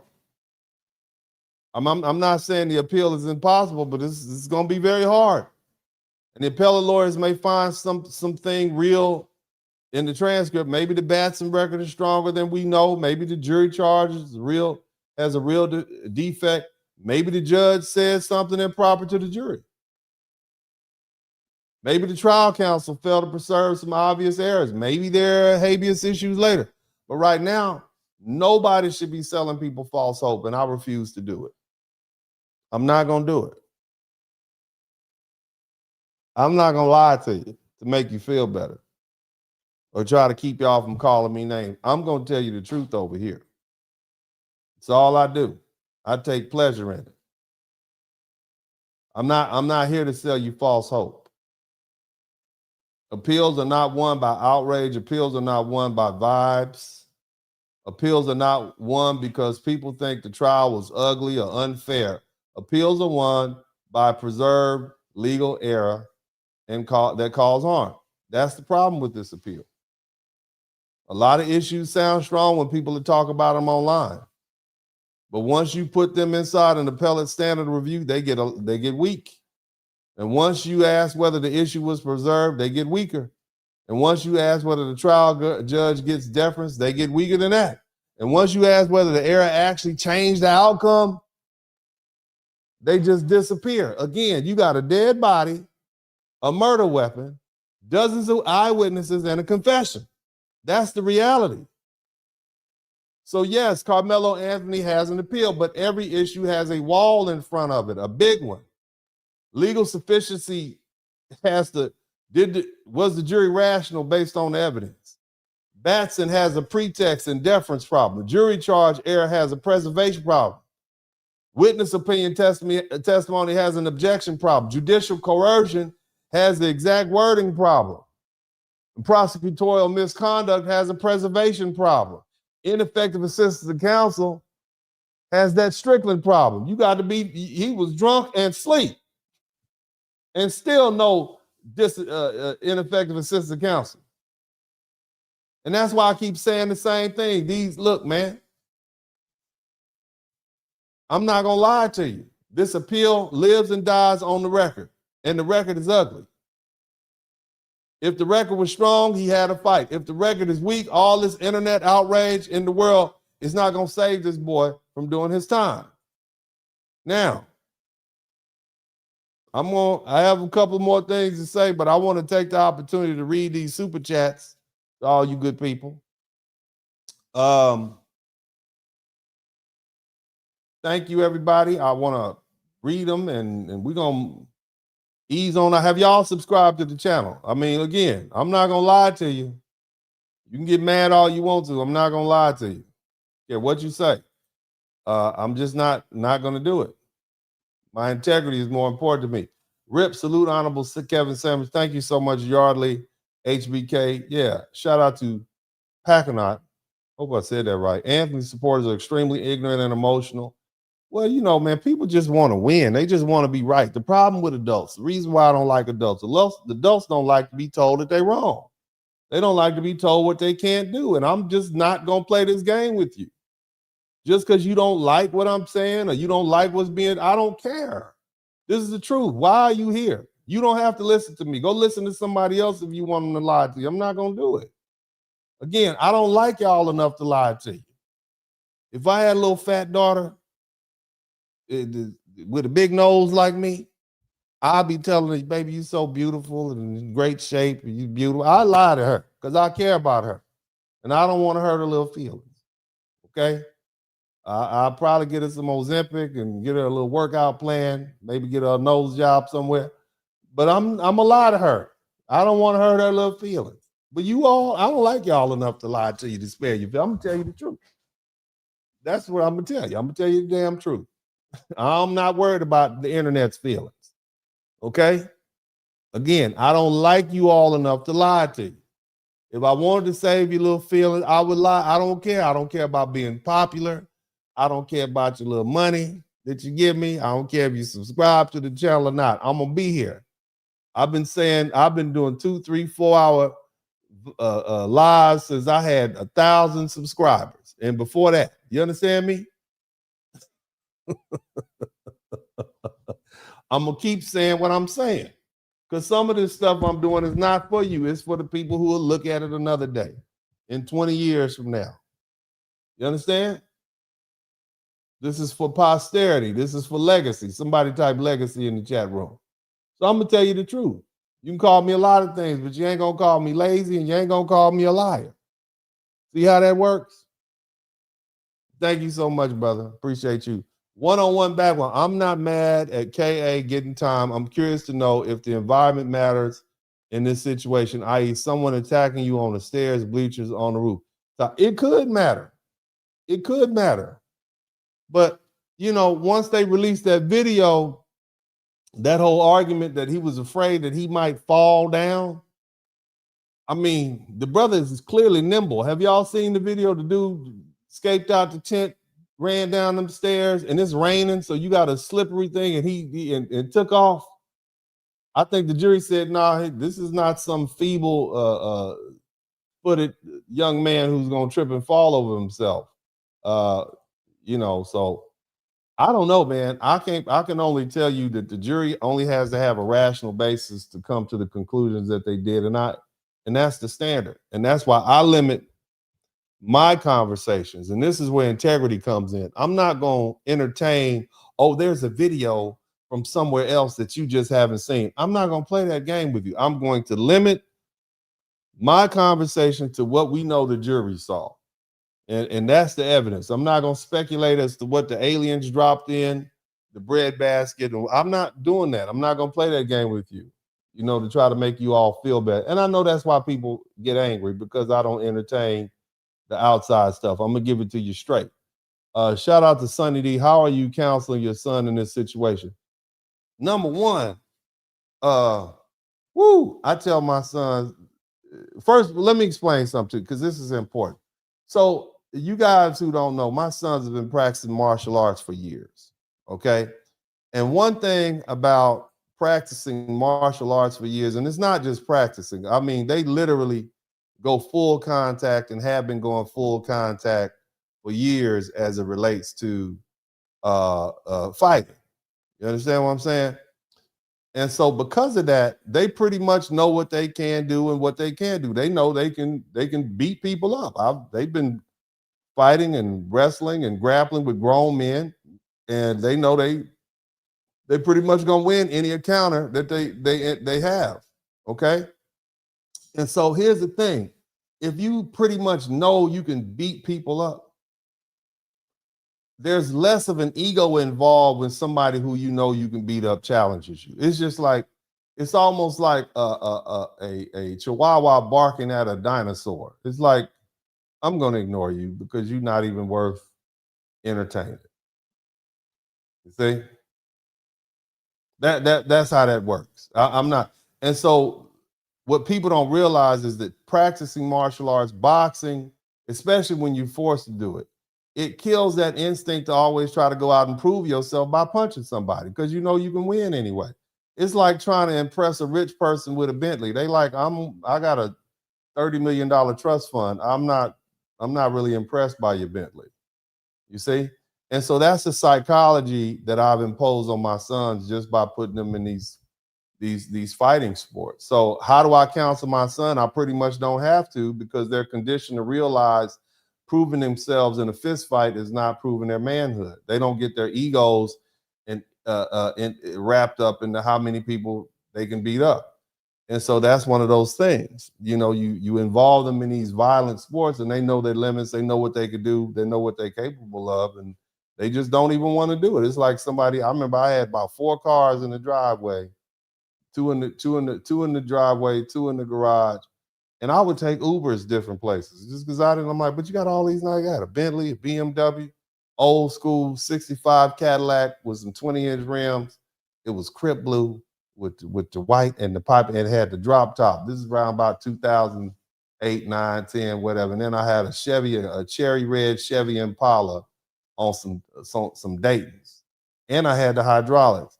I didn't want to drive nowhere. I just take an Uber. You see what I'm saying? And so you don't have to prove anything when you get to that point. Okay. And so that's kind of where I was. I think I might have a picture of those cars. Let me see if I find it. But in the meanwhile, thank you so much, Sonny D. I appreciate you. Let's move on to the next person.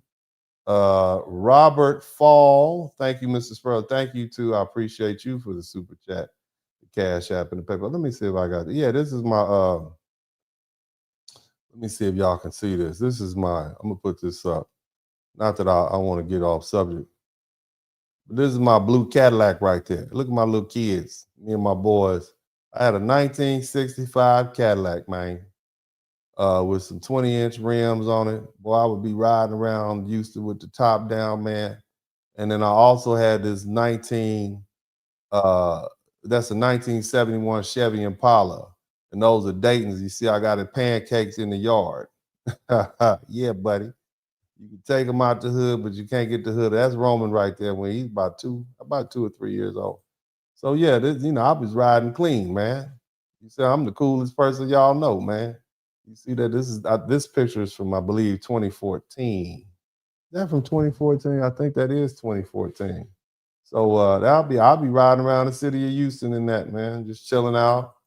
I used to have a lot of girls in the back hanging out with me, hitting switches, riding up West Time. I used to just ride around the city doing my thing.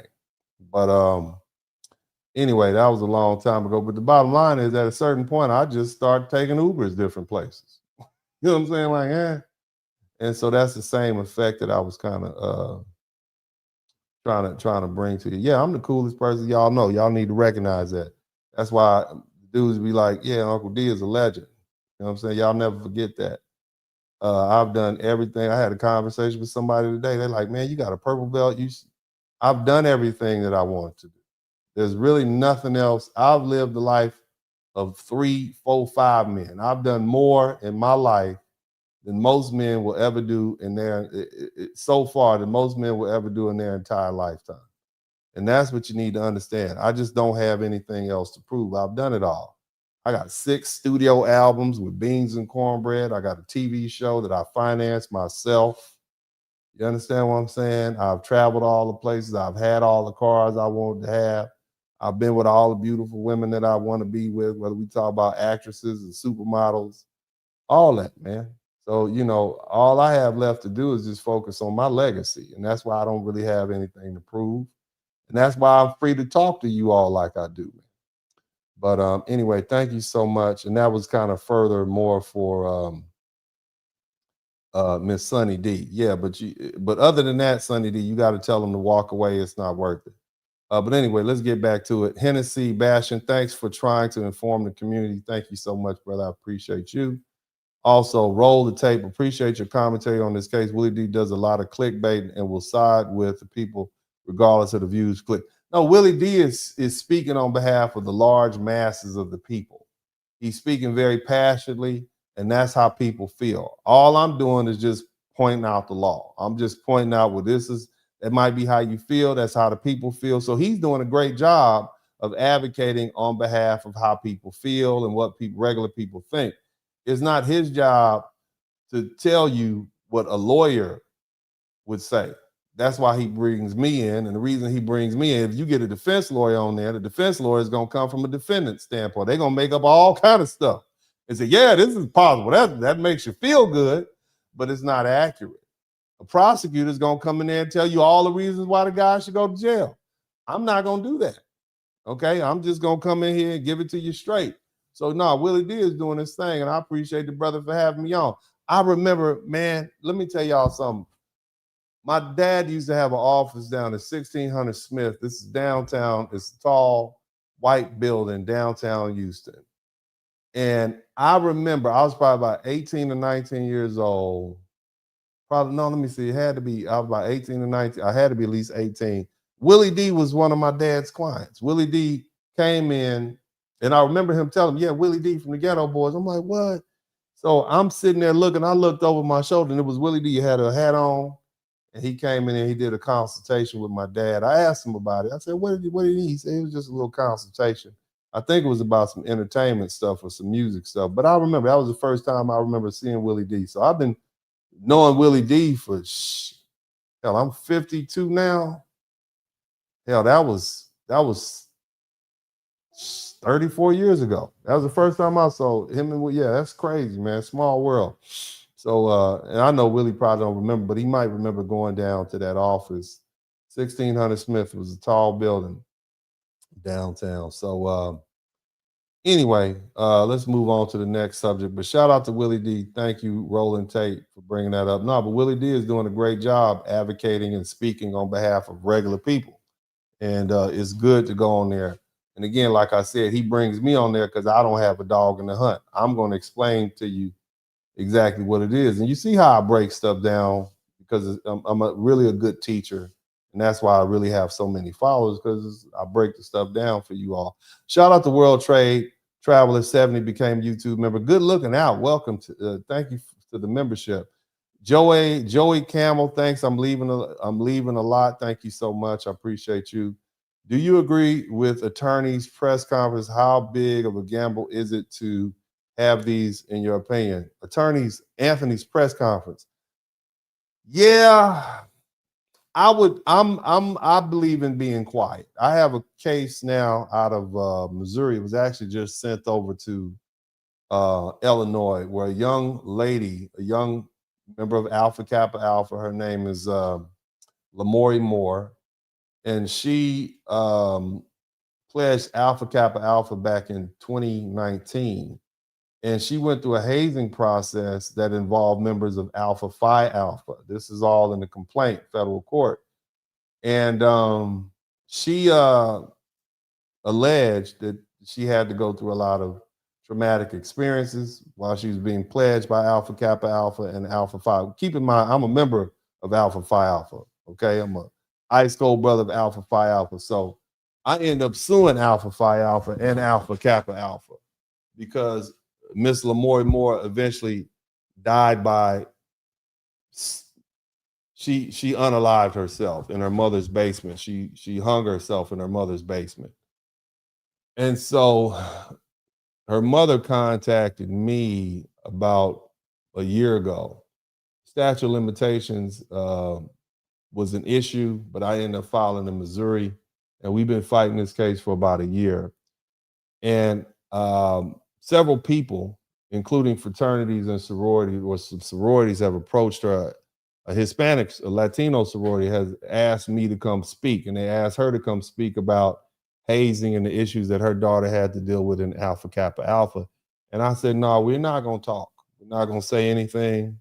We're going to remain silent, because anything that you say is discoverable. Defense attorneys can use it. They'll use it against you. And so we're not going to do that. So this is probably only the second time I've spoke about this, but the case is Lamori Moore versus Alpha Kappa Alpha. It was in St. Louis, Missouri, and it just got transferred to Illinois. It's a tough case, and I get a lot of tough cases, but I think this young lady's life is worth fighting for. And so that's why I took the case. It's a horrible situation, but I don't really believe in press conferences. That's not what I do. I don't believe in press conferences. And, I tell my clients, we don't do them over here. Okay. We don't like to do them, but if you guys want to check the case out, you can kind of follow the link. Here it is right here. It's, I don't know if you guys can see this, but I'll see if I can pull it up real quick for you since we're on it. Not that I want to get sidetracked, but let me see here. But this is what plaintiff personal injury lawyers do.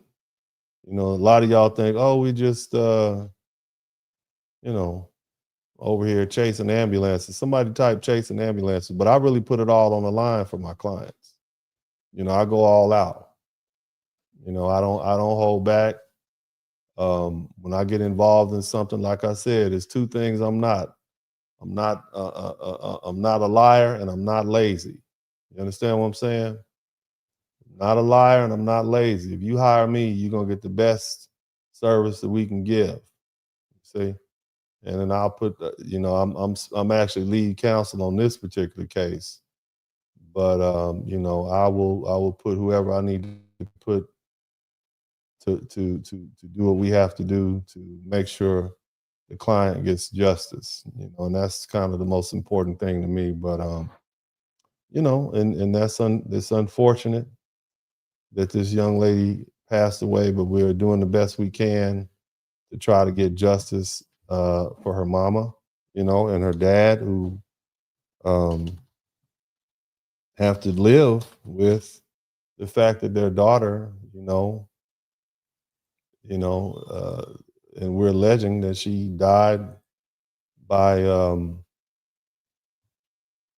self-inflicted unalivement because of the trauma and the stress associated with hazing. Now, again, it's a tough situation, but again, here's the case right here. Estate of Lamori Moore et al. Versus Alpha Kappa Alpha sorority. And this is all the people that, in this proceeding before this judge. Again, like I said, it was just transferred over. But I mean, since December 12, 2025, look at all these filings. You see? This is what I'm doing last year while I'm talking to y'all, screaming at the internet. Y'all out there calling me a fake lawyer, and this is all the groundbreaking work I'm doing. Look at that. You see that? Lead attorney right there, Dennis Spurling. You see? This is me filing this lawsuit. But and this is a little bit more about the case. Gave you the docket number. But anyway, yeah, I don't believe in press conference. I believe in silent wars. Okay, somebody type silent wars in the chat room. We do all our talking in the courtroom. All right. If it comes down to it, we don't need to talk anymore. We can deal with it in the courtroom. And you open yourself up for defamation suits if you happen to say something you shouldn't say. You got to be real careful.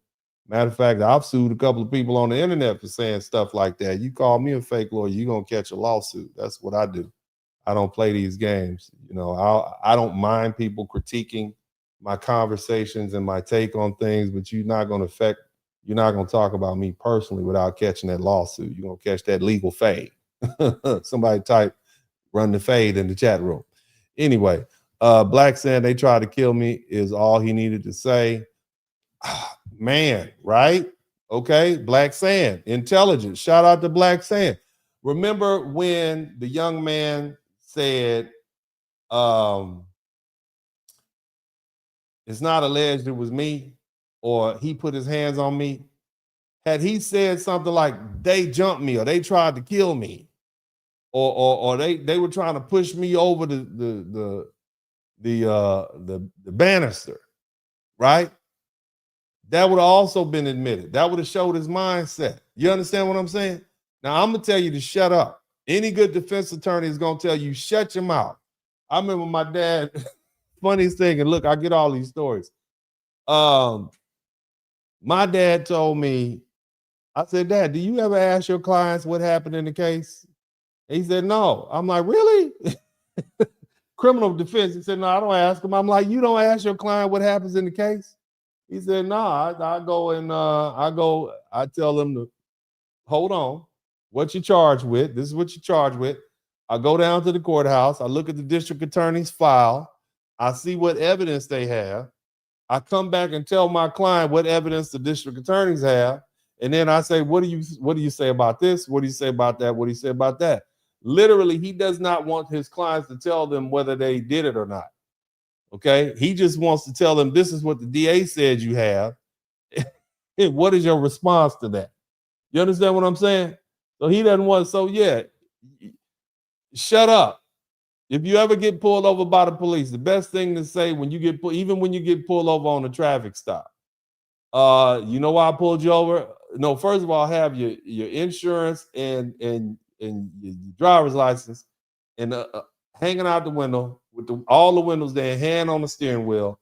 And then when the officer comes up and asks you, do you know why I stopped you? No, officer, I don't know why you pulled me over, but I'm sure you have your reasons. I'm going to defer to your judgment or assessment. That's what you do. And now there's nothing else for them to talk about. Do you want to speculate? No, officer, I'm sure you have your reasons why you pulled me over. I would only be speculating or guessing. You know, I don't know. Okay, now if you got dope and a gun in the car and they've been tailing you for 15 miles, they already got you. You just need to shut up and lawyer up, get out the car, let them put you in handcuffs, don't resist, hop in the back and take that ride, but just shut up. Had Karmelo Anthony just shut up. And for all you people who keep saying stuff like, oh, well, he could have testified, you already got somebody who admitted he did it without being asked. Do you really want to put this boy on the stand? Do you think it's a good idea to put him on the stand? He'd already admitted he did it. All they're going to say, well, on this day, you said you did it. You never said anything about they jumped you. How could that be helpful? In what circumstance would him putting him on the stands be helpful to his case? He'd end up getting 99 years if they let that boy testify. And you all are trying to sit here and second guess what his lawyer did. I'm saying his lawyer is a former prosecutor, just like Johnny Cochran. Remember that? They know the tricks. You understand? I'm just pointing that out. But anyway, yeah, they tried to kill me is all he needed to say. That would have been very helpful. That would have been some evidence that came in. Shout out to you. Thank you, Terrell Steppers. He said 199. Thank you so much. Ivante, the best presentation I've heard on this case. Genius. Thank you so much, family. Also, weak and wimpy. So were the actual jurors in the educational field or not? Well, I'm assuming they were. And those race neutral reasons was why the prosecution said that they wanted to get them out of there. Maybe they would be too sympathetic to one side. They couldn't be impartial. They were too impersonally involved. So, for whatever reason, if there were other lawyers out there who weren't, if there were other jurors out there who were educators, that's going to kind of eliminate their ability to just say that that's race neutral. It looks pretextual. In other words, it looks fake. So, and that's something for the dream team of lawyers to determine, right? We'll just have to see. Let me see here. 99 Problems 253 says, If I missed it, I apologize, but can you explain at what point premeditation can be established? Yeah, this wasn't premeditation. Okay, here's premeditation. You get in a fight with somebody in the bar, okay, and then you decide to go to your car, get your glove compartment open or pop the trunk and come back blasting. That's premeditated murder. That's capital murder, okay? Or you plan to, you decide you're gonna go rob somebody and kill them. That's capital murder also. But premeditated means, you didn't have a time. You actually went back and you could have escaped, but you didn't. You came back blasting. So that's a quick, simple answer to kind of explain that. Also, Black saying 6368, teenagers misspeak all the time, not an adult. Well, you know what? They do misspeak all the time, and so do drunk people, but they still hold that against them, don't they? It's what it is, right? They just, I'm saying, yeah. And also, he could have been misspeaking on the stand, and the jury would have took it as what it was. Let's see what else. Big J773 said there was a woman in the original report that said that Metcalf fell on the knife. Do you know how much force you have to use to stab someone through the sternum? A lot of these, a lot, they purposely set them up. So he didn't stab him through the sternum. See, that's the thing. He didn't stab him through the sternum. It went, and let me go into some detail. It went into the and I read this earlier. Okay, it was basically it went straight into the left ventricle of the heart. So it didn't get stabbed. He didn't get stabbed through the sternum. So that's stab. The sternum is this bone in the middle of the chest. That's not where it went. Okay, it went through the rib cage, sideways, right into the heart. Okay, so but see, the thing is, here's the problem, Big J. Okay, here's the problem. So that's exactly why we have to separate internet claims from trial evidence. So if somebody in an original report said something about a knife, a stolen knife, the question is whether that actually came into evidence at trial, whether the witness testified to it, whether it was objected to, whether the jury was allowed to consider it. And when you say stuff like how much force does it take, point that actually, that actually cuts against the defense in some ways. If the wound went deep enough to reach the heart, the state is going to argue that that wasn't some accidental touch. They're going to argue that it was a deliberate use of deadly force. But I wouldn't say through the sternum unless the medical examiner actually testified that a knife went through the sternum.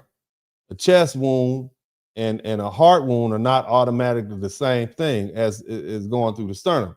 That exact path matters, okay? And so my answer is simple.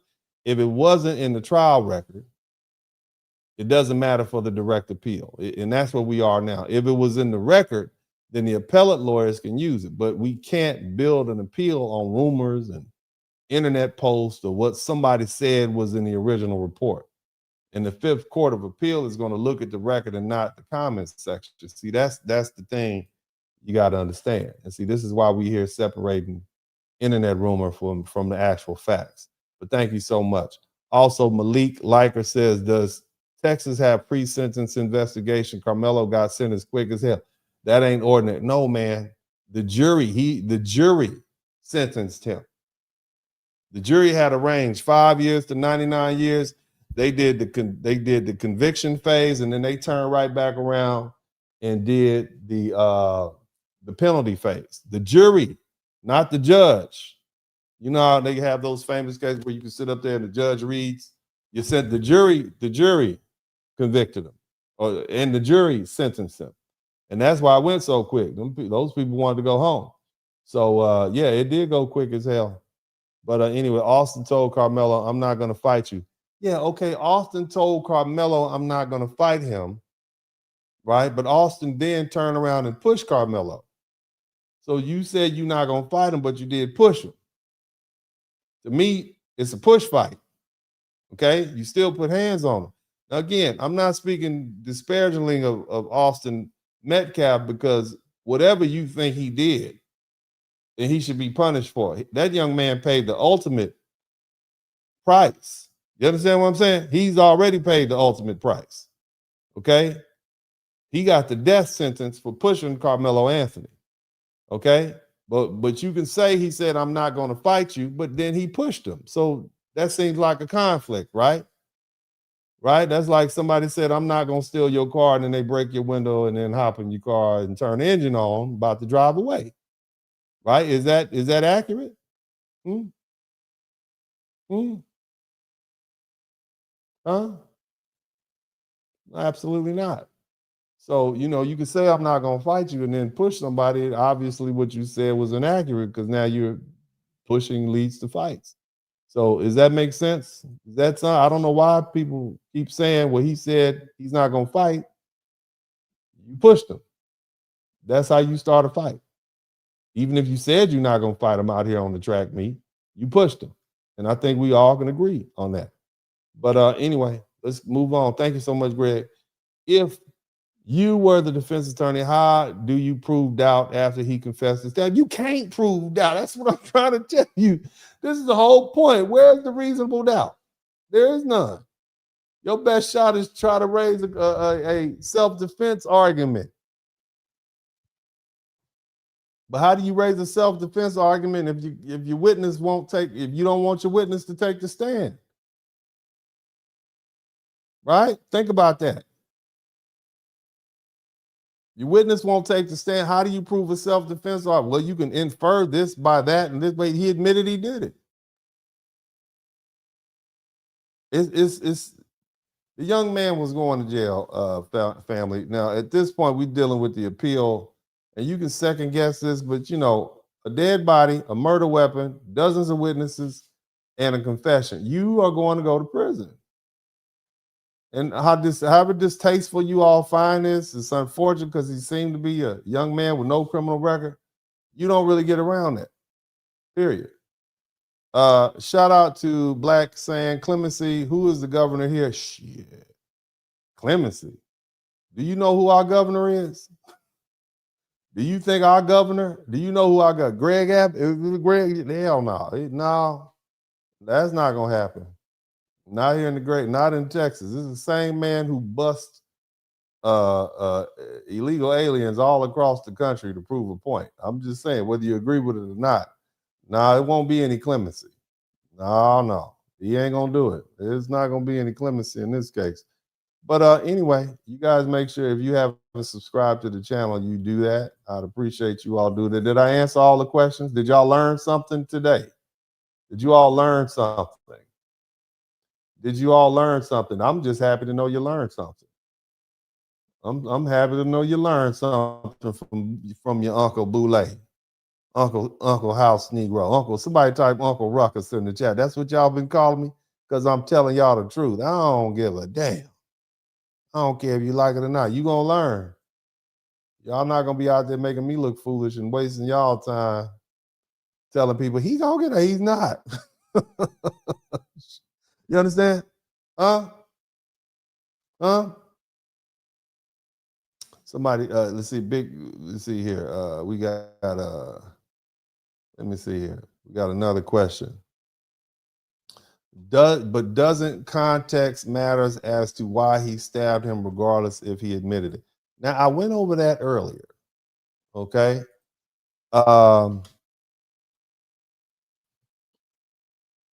And I went into some detail and I explained this.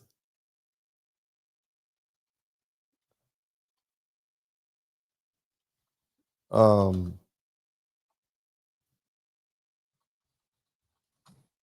I explained to people that, intent can be inferred by conduct. Okay.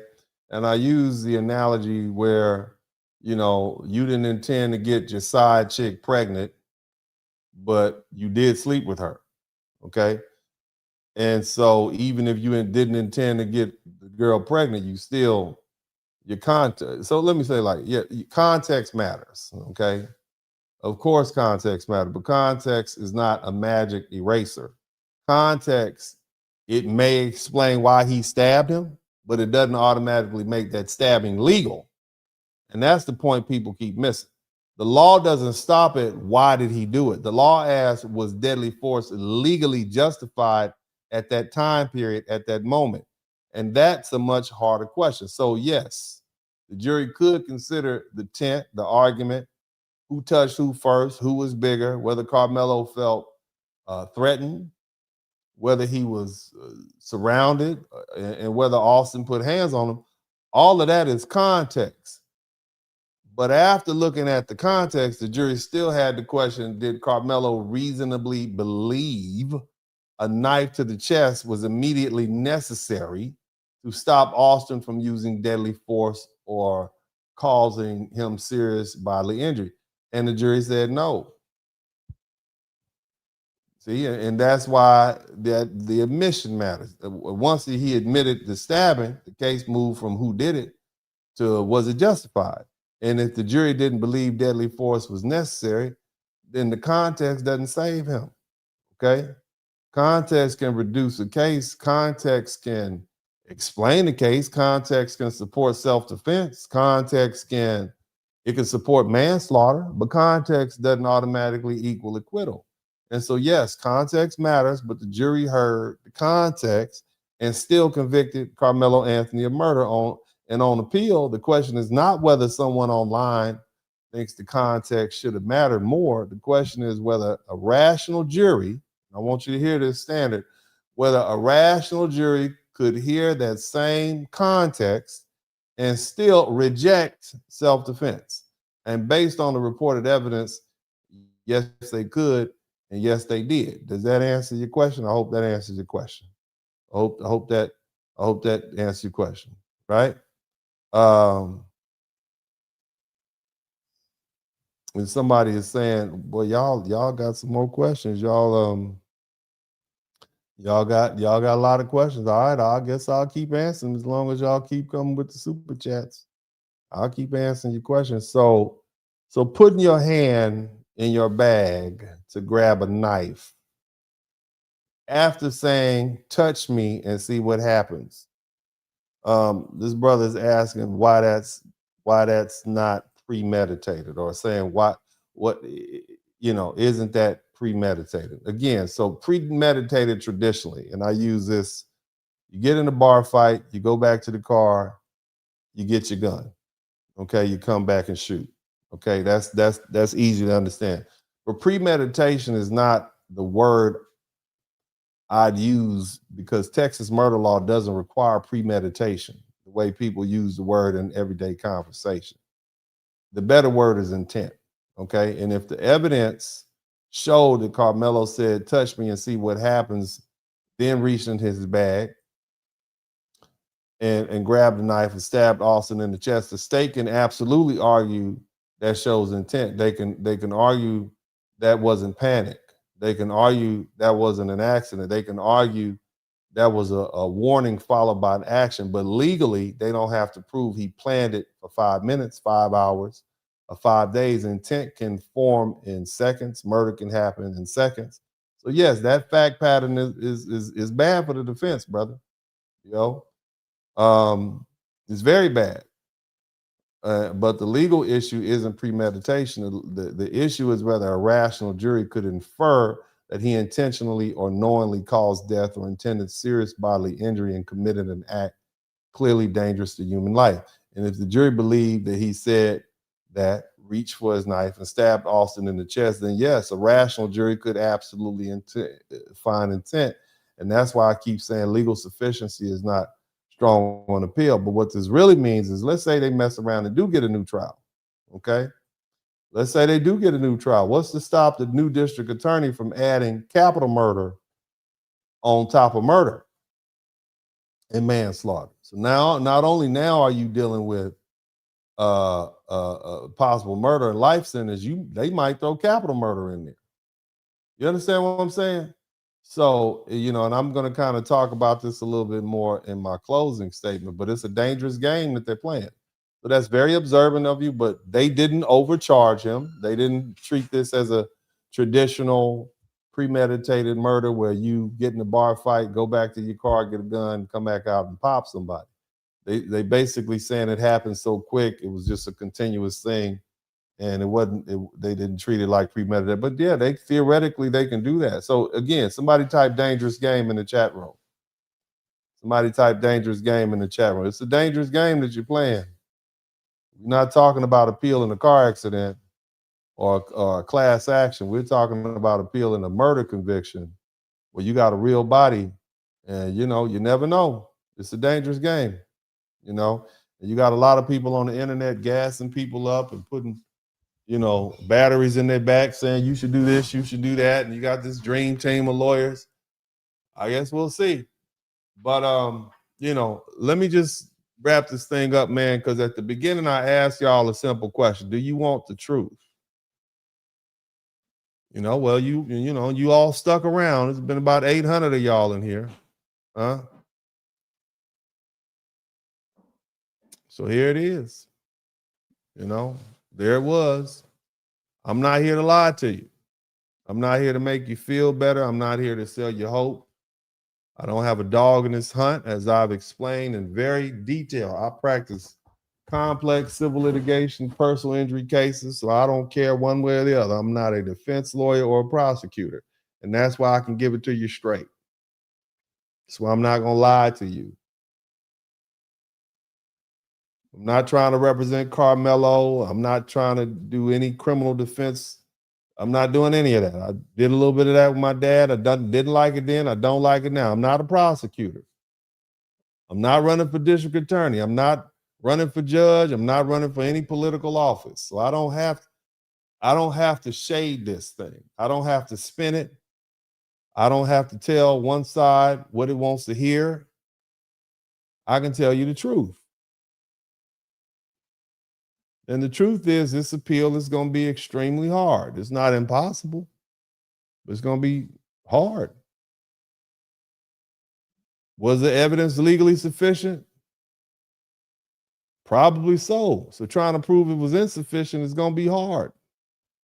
Batson is going to be hard. The jury charge error, if it exists, is going to be hard. It's going to depend on the record. Ineffective assistance of counsel, that's probably not going to fly either.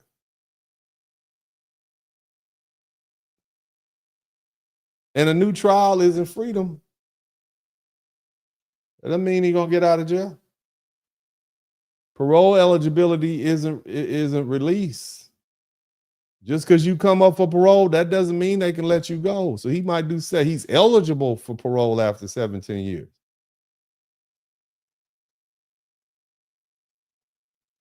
In the 35-year sentence that he received, that's a long time. But it's still within the Texas punishment range for murder, which is 5 to 99 years. That's the truth. Does that make me a sellout for telling y'all that? See, some people can't handle that. Some people can't. You just can't. You can't. But I'm not going to change the analysis just because the truth makes people uncomfortable. I'm not going to lie to black people to make black people feel better. I'm not going to pretend bad facts are good facts. I'm not going to pretend a weak appellate issue or strong appellate issues. I'm not going to pretend the law works a certain way just because people online want it to work that way. That's not what I'm going to do. You wanted the truth. You came to this page. I gave you the truth. And if you can handle it, you can handle it. If you can't, that's on you. But see, this is what I do here. I give you the cold, hard truth, the legal truth, whether we're talking about history, whether we're talking about society, whatever it is. And whether it feels good or not, it's the truth. That's what I owe to you. Even if Karmelo Anthony wins something on appeal, that doesn't automatically mean he walks out of prison, family. It doesn't automatically mean he gets an acquittal. And it doesn't mean he gets a release. In most cases, if a conviction is reversed because of a trial error, the remedy is a new trial. Somebody type new trial. That means the state gets to try the case again. And that's dangerous. Somebody type dangerous in the chat room. See, y'all hear new trial and start celebrating like the case is over. No, a new trial means the whole fight starts over. The state still has a dead body.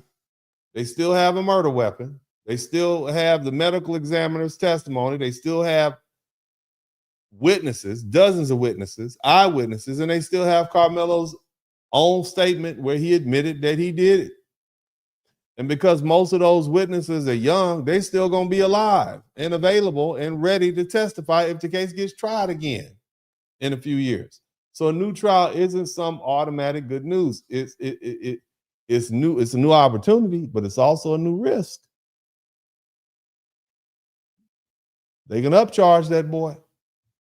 And now he's looking at capital murder along with murder and a lesser included charge of manslaughter. They can argue that same scenario that the young brother brought up where he said, I'm going to do it if you do this. That's premeditated. They could argue that. It is what it is. You can't control what the prosecutor does. But, you know, for you guys who've been here for a long time, this is why they call me the bad guy. I tell you all, I embrace being the bad guy over here. I'm the bad guy on YouTube. There's some people that know better than to even say my name. You say my name and you say something wrong, you might get sued. You might get your channel demonetized. You understand what I'm saying? And I'm not going to talk about it. Somebody typed silent wars in the chat room. I fight quiet. But they've been calling me the bad guy for 6 years. All the time I've been here on YouTube. Largely because I tell the truth and largely because I don't hold back. I tell the truth when we're talking about degenerate behavior in the Black community. I tell the truth when we're talking about bad decisions and broken families and weak leadership and emotional thinking and people making excuses for behavior that's destroying us from the inside. I tell the truth when it's uncomfortable. I tell the truth when it makes people angry. I tell the truth when people would rather me be lied to. And I also tell the truth about racism and how racism exists and it's real and it's not going anywhere. And so instead of pretending America is about to become, you know, some fair because we cried hard enough, my position has always been simple. Understand unfairness exists, whether it's in the form of racism, sexism, whatever. Study it, navigate it, and stop making emotional decisions in a country that has never rewarded Black people for being naive. And yes, I tell Black people to vote their interests, even if that means voting Trump or Republican or not voting at all. Vote your interests, not your feelings. There's no such thing as party loyalty.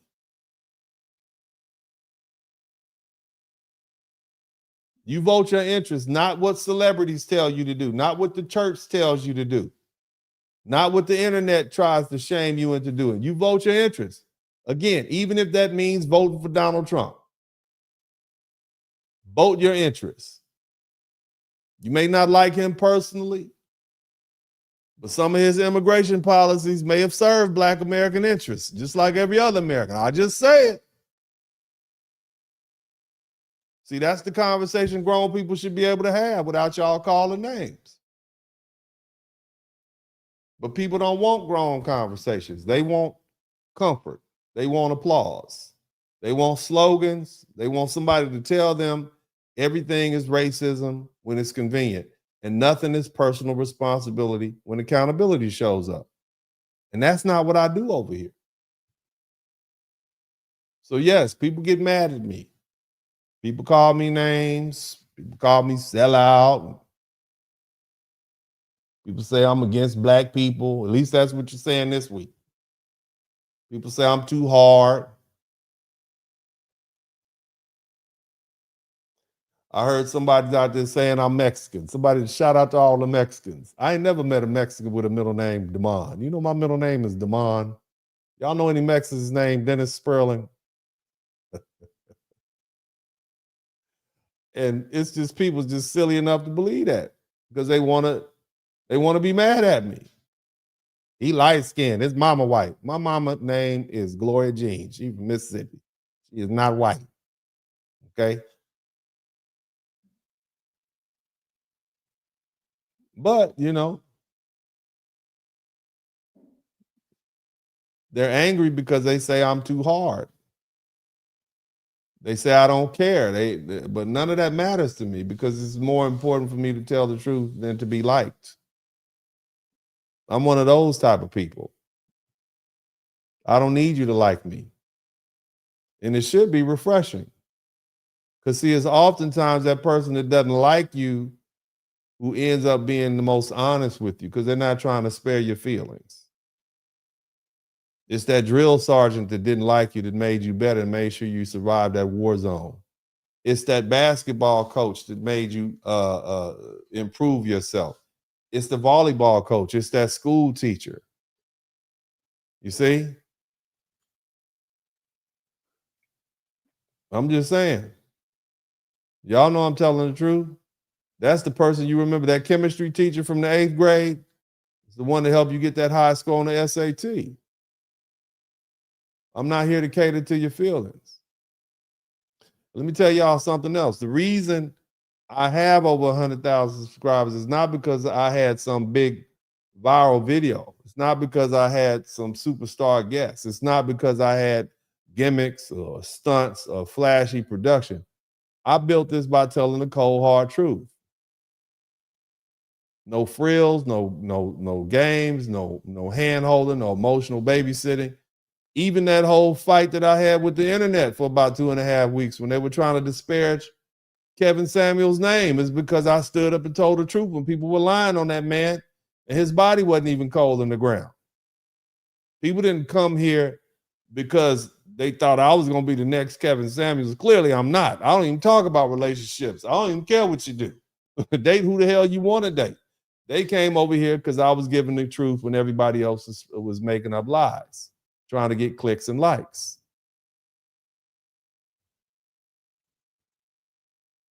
People come here because they know I'm going to say what other people are scared to say. I am not afraid. I'm courageous. That's why I show you all my face. I show you my family. You can Google me. You can look me up. You can't compare me to the people who hide their images and faces from you.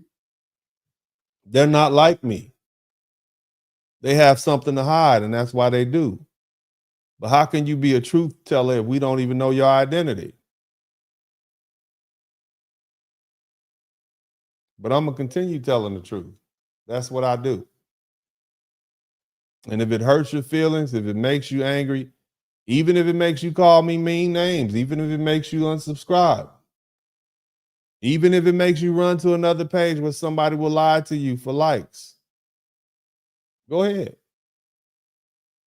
Because a person who truly respects you, somebody type respect, a person who truly respects you will tell you the truth to your face. Ladies, wouldn't you prefer men to tell the truth to you instead of lying to you?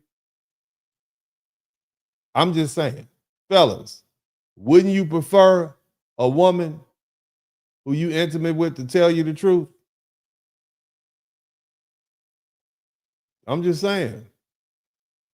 We have a very unique relationship. I come into your homes and your cell phones and I talk to you guys every night and you trust me. You trust that the information that I give you is truthful. I don't want you to take information out there that's not true because that makes you look bad.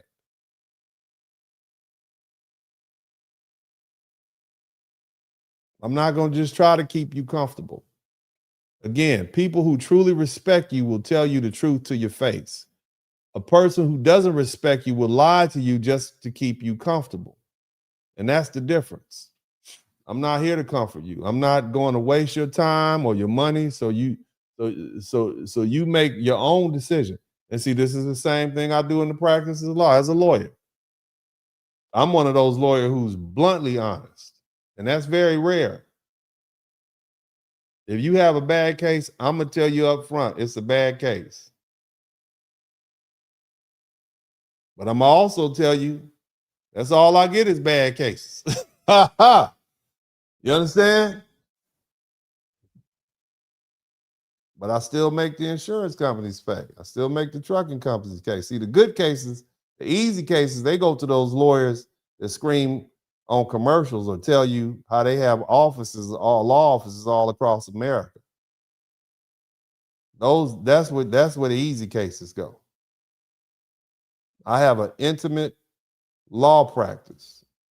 At any given time, I have about 40 to 50 cases open. So I know each and every one of my clients. I'm intimately associated with the facts of their case. That's why I'm able to do so well. That's why I'm able to have the success record. You don't practice law for 26 years in this field and not be excellent at what you do. And just like in my practice of law, I respect you enough to tell you the truth. That's integrity. And that's who I am. And that's why whether you like me or not, you keep coming back. Somebody type, come on back in the chat room. See, deep down inside, you know I'm not here to sell you a fantasy. See, I'm here to give you that hard truth, that cold truth, that legal truth. And if you can handle it, you're welcome to the page. And if you can't, that's fine too. Now, I'll say this. Somebody put my phone number up. You all are hilarious. Yeah, that's funny. Yeah, that's my office number. Some of y'all, he's a fake lawyer. You can call my office right now. Tell them you're a new client, wherever you are. You'll see how fake I'm real. But I'm going to say this before I go out of here. One mistake that I will say, because I don't really want to talk about Karmelo Anthony's trial too much. I think one of the biggest mistakes Karmelo Anthony and his family made was not hiring a black lawyer from the beginning. And I'm not saying that because a white lawyer can't be competent. That's not what I'm saying. I'm saying that because black lawyers often have more experience dealing with black clients. Just like black doctors have more experience dealing with black patients. You see? Black lawyers have more experience dealing with black clients and white juries and racial assumptions. The way young black defendants are viewed in courtrooms, they understand that. And that matters. It matters when you're dealing with all white jury or a non-black jury. It matters when your client is a young black man accused of such a heinous crime as killing a white teenager. It matters when the whole case is sitting inside a racial context, whether people want to admit it or not. Because let's be honest, shout out to my man Fuquan. When some people see a young black person, especially man, accused of something, they still think the worst. They're not going to say it out loud, but the assumption is there. The stereotype is there. The fear is there. And the bias is there. The suspicion is there. And if you don't understand that reality at a deep level, how can you fully defend against that? A black lawyer is going to understand something that a white lawyer wouldn't understand because he has those lived experiences. And see, that's why representation matters. Not just legal representation, but cultural representation. A black lawyer who has tried cases in front of all white juries, and I'm not just talking about any black lawyer, because you also got to consider the fact that a person from Haiti or Nigeria or Ghana or wherever, even though they may be black, they may not be black American, or as they say, foundational black American, or Solon people, or what we used to call African American. So they wouldn't understand either. I'm talking about if you're a black American client and you have these serious charges, even in my cases, when you're dealing with people who've injured, I understand black pain. There's a study saying that even the medical providers disregard black pain, back injury. That's why we not all out there strung out on drugs like a lot of these people who were prescribed pain pills 10, 15 years ago. They wouldn't prescribe black people pain pills because they said we didn't feel pain like white folk. Isn't that crazy? Woo-wee. But it saved us it saved us a second crack epidemic. But the bottom line is a black lawyer has tried cases in front of white juries who has defended black clients in these hostile racial environments and who understands how race moves in a courtroom without anybody saying the word race. Shout out to my man Fuquan. And it brings something different to the table. Look at that brother in South Carolina, Sean Kent. Somebody type Sean Kent. He's the one that defended Rick Child. I'm absolutely certain that black man has handled worse case with worse fact and harder clients in tougher circumstances than Rick Child. He practices in South Carolina, one of the most racially loaded states in America, in the original Confederate South. Sean Kent knows what it means to defend people, black people in that environment. He knows what a white jury may think. He knows what a state may try. He knows how to talk in the courtroom and the racial undertones and the dog whistle. And that's the difference between having black lawyers like Johnny Cochran, like my father, Dennis F. Spurling, like Mr. Whitcliffe, who I mentioned earlier, and all those other black lawyers who came before us. They didn't just know the law, they knew the system.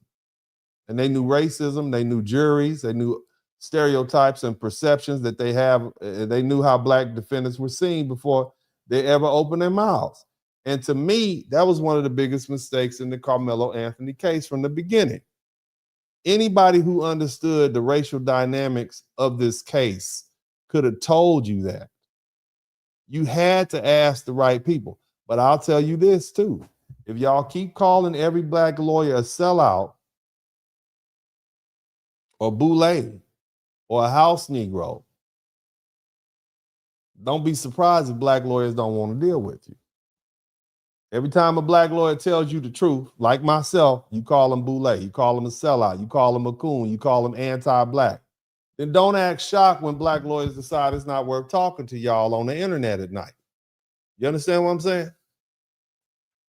Every time you don't get the outcome you wanted, you start screaming ineffective assistance of counsel. Don't be surprised when serious lawyers look at the situation and say, no, I'm good. I'm good. No. Because see, I can speak for a lot of black lawyers, not all, when I say this. We are often overlooked by our own people. You'll get a white lawyer, you get a Jewish lawyer, but you overlook black lawyers. We're ignored until there's a crisis. You see who he decided to get on his appeal, right? I'm just saying. See, we're ignored until there's a crisis. See, when the white lawyers fail you, take your money, and then you want to come to us. We're disrespected until there's a problem. We'll call sellouts when we tell the truth. Or you ain't fight hard enough for me. You got a body and 3 priors and 4 witnesses snitching on you, and it's our fault. But see, then when things go bad, people want to know, well, where were the black lawyers at? Well, maybe the black lawyers were right the whole time. Y'all just didn't value us until it was too late. So, take that with you. Other than that, this is Uncle D. God bless y'all. As I always say at this time, I'm out.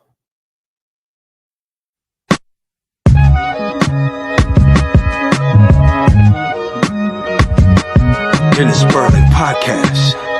Hit the like button, subscribe.